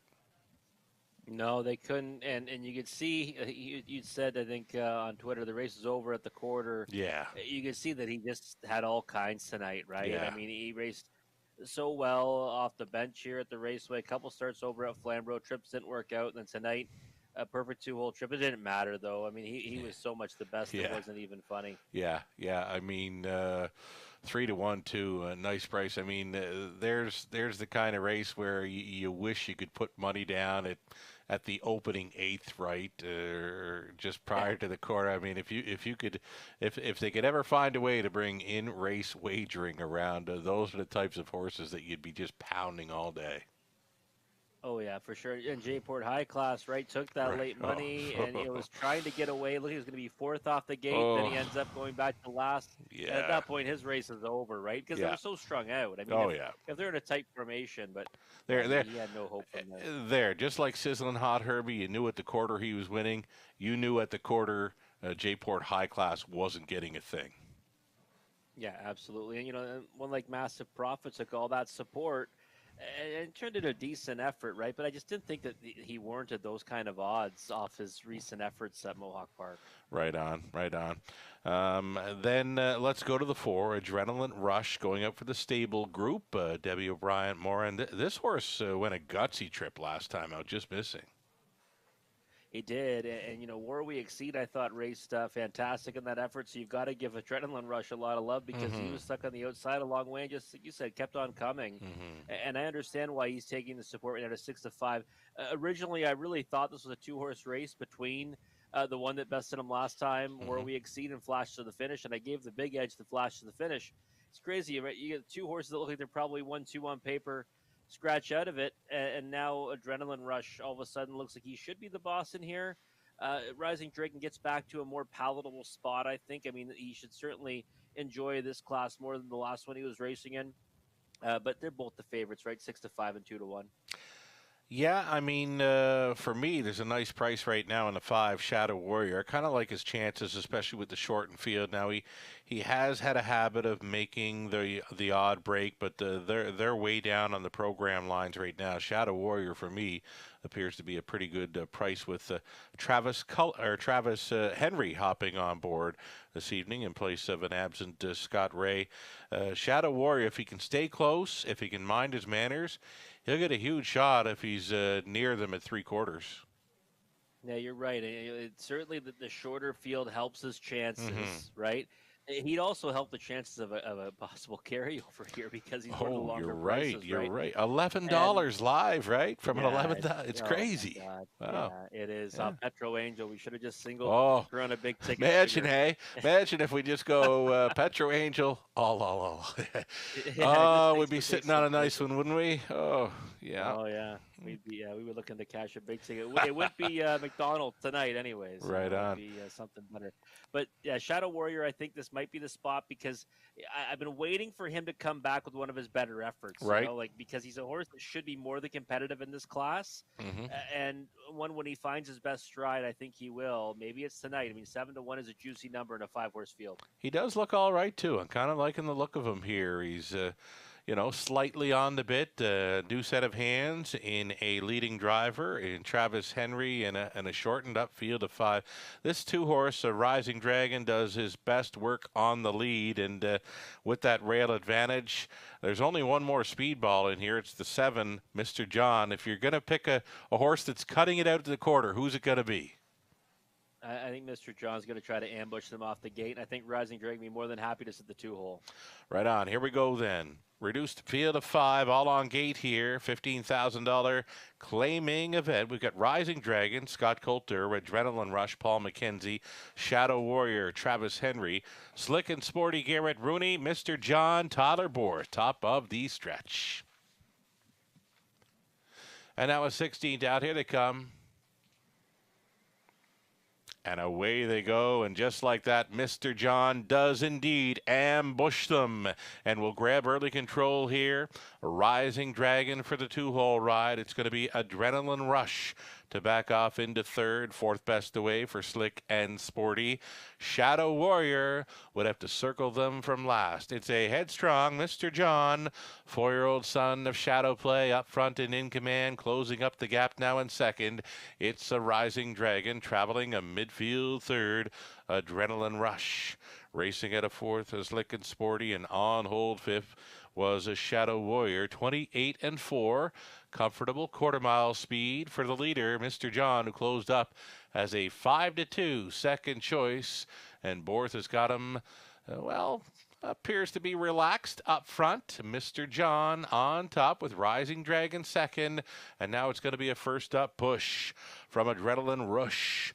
And Paul McKenzie has this one in play with a lap to go. He just took over the deuce. Live cover for Slick and Sporty.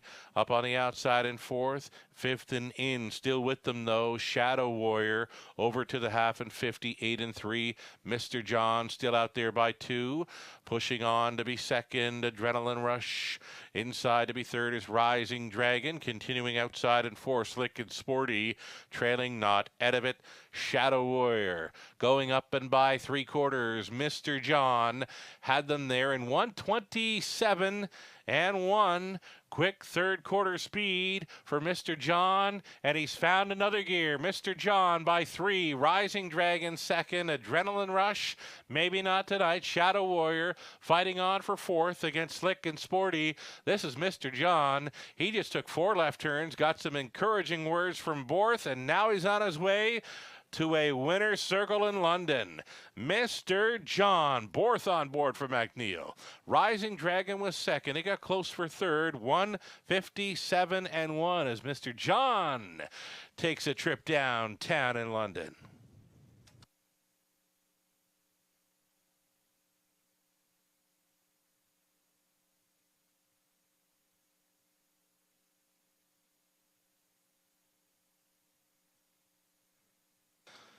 Second choice here, Mr. John gets it done. He was sharp right from the start. Just prior to them leaving, I asked Robert Reed Jr. who's going to be on top. He says the 7 is going to ambush them. He did.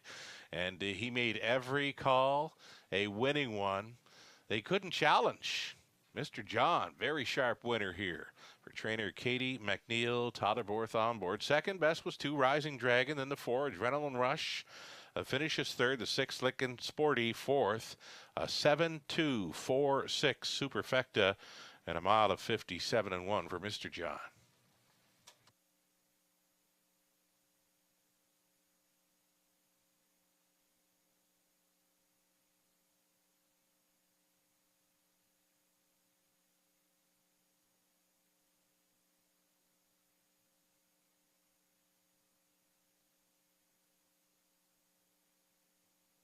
Here's Mr. John coming back.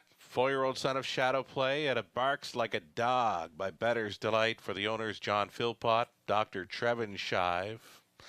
Katie McNeil, 2nd career training victory here with Tyler Borth in the sulky had Mr. John all the way on top in 157 and 1. Congratulations.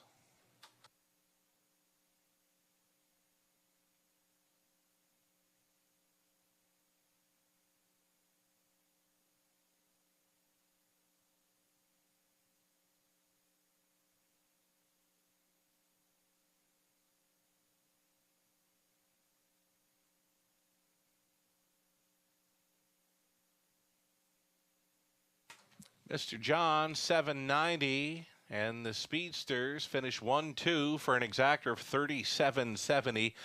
Dollar try 41.50. That's all right for those three and the Superfecta. This is a 5-horse field. Second choice on top, Dollar Super 167.75. 20 center were 33.55. Some impressive payouts there considering what came in the exotics. The rundown, the one was scratched, Rising Dragon second, 3 scratched, Adrenaline Rush third, Shadow Warrior fifth, Slick and Sporty 4. Mr. John was a winner through fractions of 28 and 4, 58 and 3, 127 and 1, and its amount of 157 and 1. Mr. John wires them from the top. Scratch 2, scratch 3-5, 4-1. Our 11th and final is next. Scratching the 7, Mr. Mock Jimmy. 7 Pacers for the high five finale. Put the blinkers on number 3, Modern Rider. 8 minutes to post time.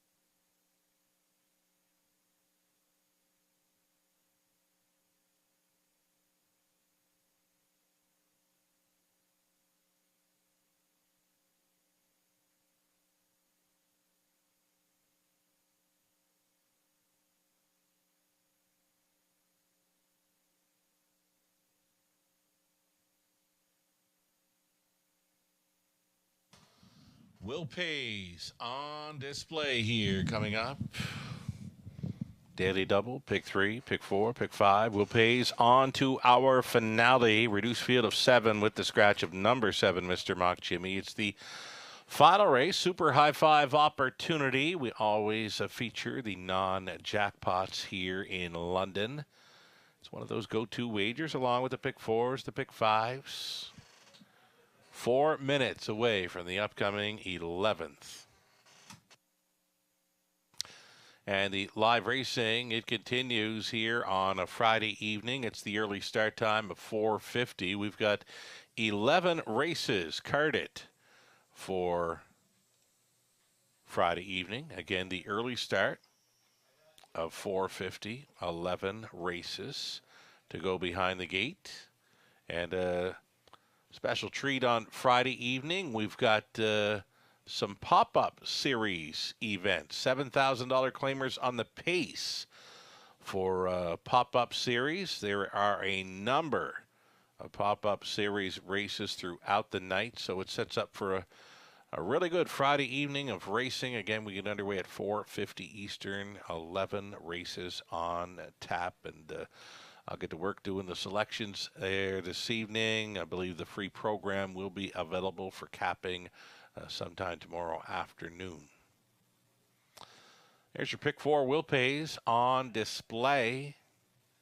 Some pretty decent payouts. It appears number 2, Mr. Rebelly, is the favorite to complete this late pick 4 based on a dollar play. Comes back at 14.06, 14.34 should the one none your business get the job done. Then it's a $1,756 return based on a dollar pick 4 play. Should number 4 Eastern make it Easton Beach. Get the job done for Ketros there. 2 minutes wagering time. Race 11.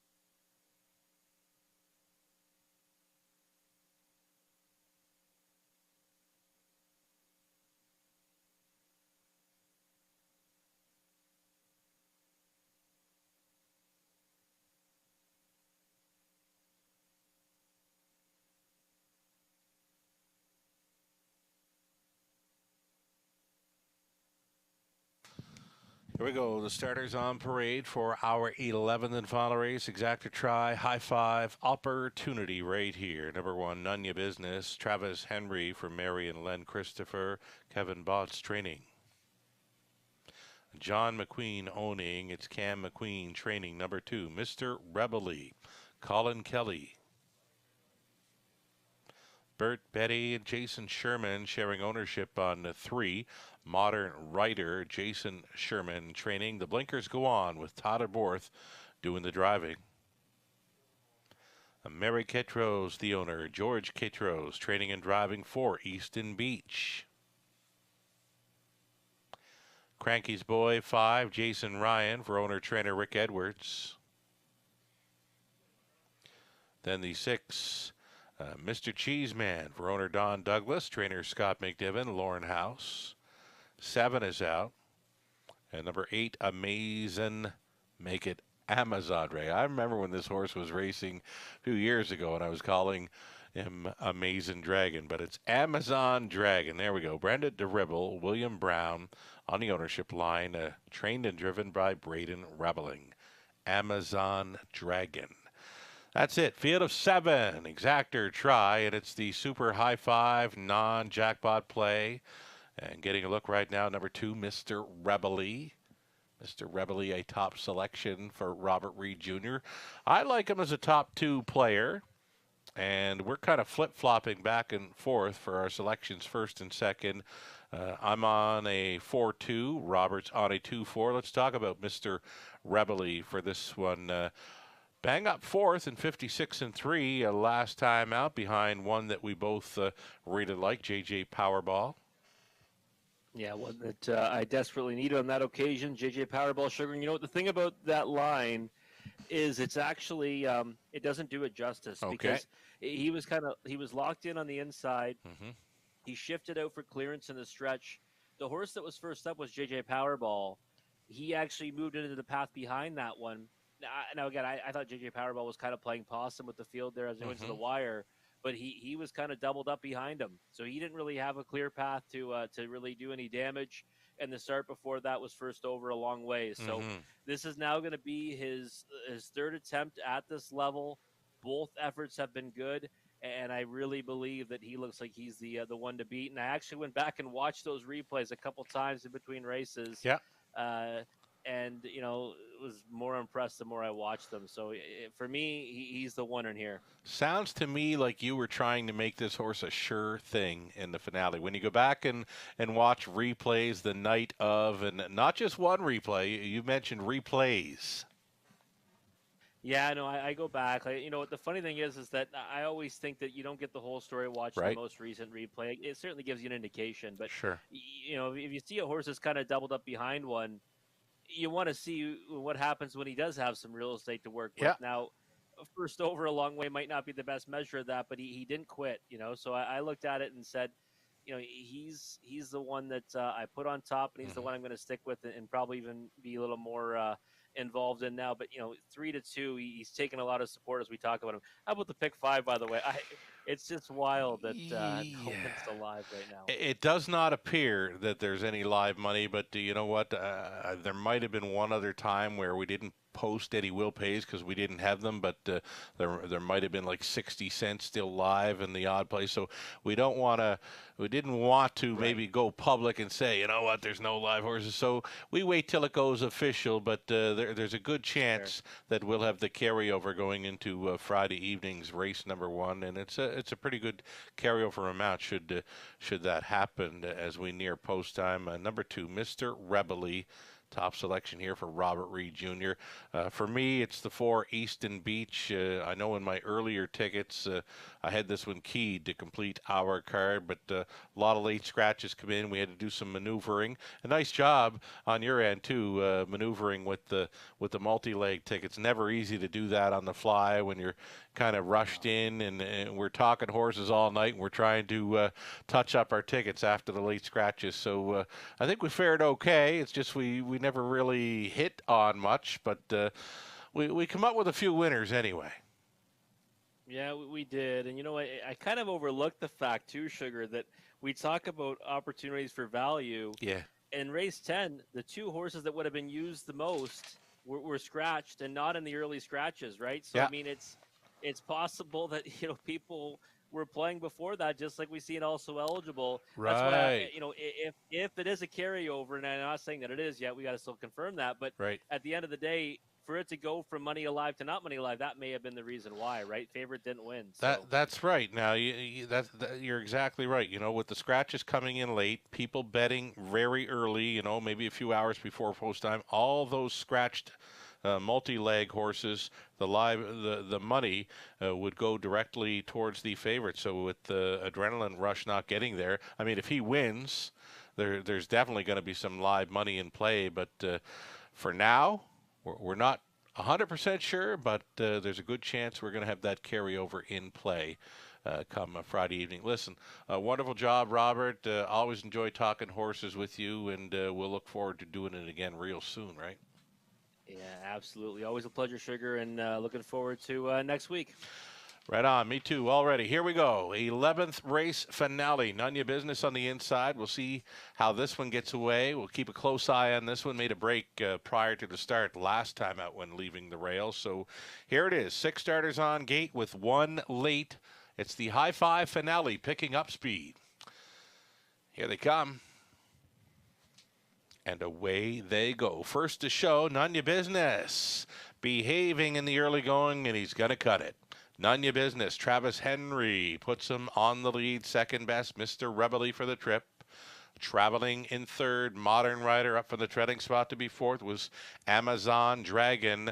Finding pylon position fifth, Cranky's Boy. Easton Beach parked in the early going was seventh, sixth, fifth, and trying to go forward here for Ketros.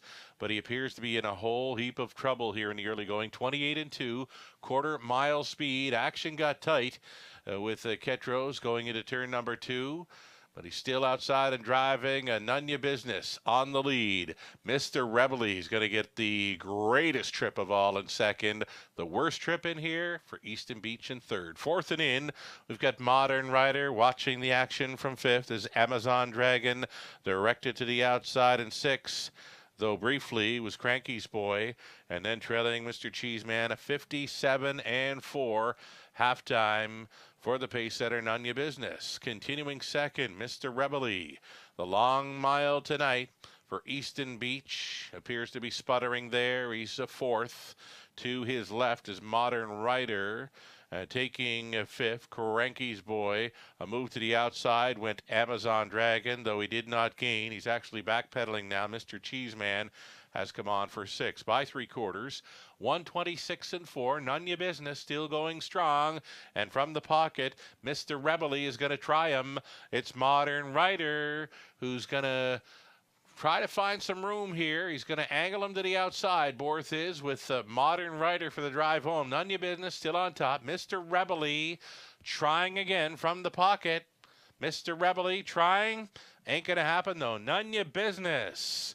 A gate to wire win for Travis Henry. Second best was Mr. Rebel. Then came Modern Rider. It got close for fourth. Easton Beach was against Cranky's Boy. A 156 and 2 for None Your Business at 9 to 5.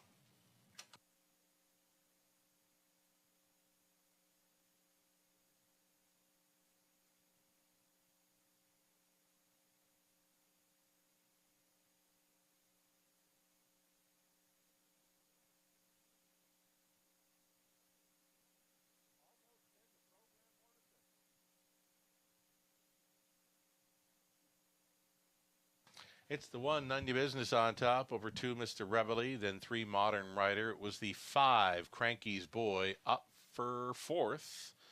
And then number 4, Easton Beach, fifth. 1, 2, 3, 5, 4, winning high five combo.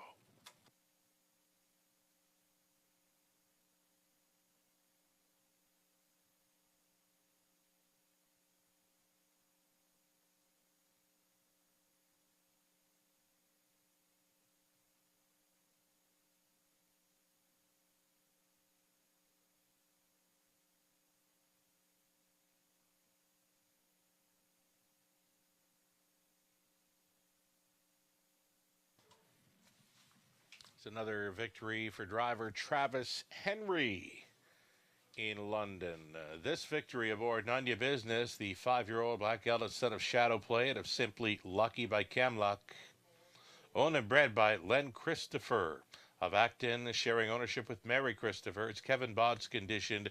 Travis Henry driven to win all the way this evening in 156 and 2. Nanya Business, his 5th career victory, and that is 3 on the season. Congratulations.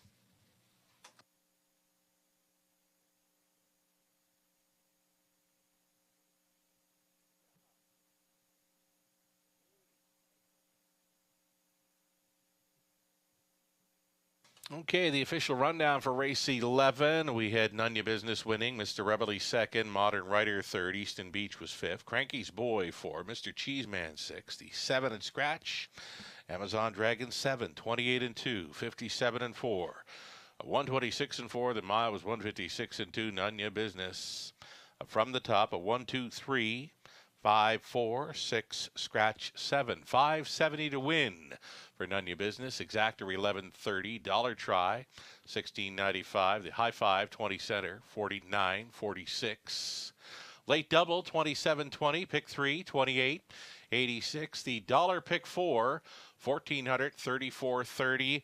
No winning combination on the Pick 5 play.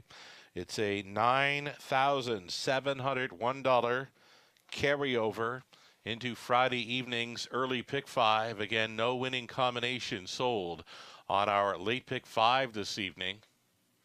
9,700 and change for a carryover early Pick 5, race number 1 on Friday evening. We've already guaranteed that pool at $30,000. And as promised, we'll upload your free program for Friday evening on our website, westernfairdistrict.com/raceway. Should be available tomorrow afternoon. We'll look after that, and you can get a head start on capping up that early Pick 5 carryover for Friday evening. Again, we get underway at 4:50 Eastern. There's been some large payouts in recent race cards here. The 20 centers have been paying huge, and now we've got a few carryovers in play over the last week or two. Thanks so much for playing tonight, and always we appreciate the business here. There's many choices out there. Glad to have you with us at the Raceway. Wonderful show on track, horse people. And again, thanking you all for joining us this evening at the Raceway at Western Fair District from the Eye in the London Sky Sugar Doyle.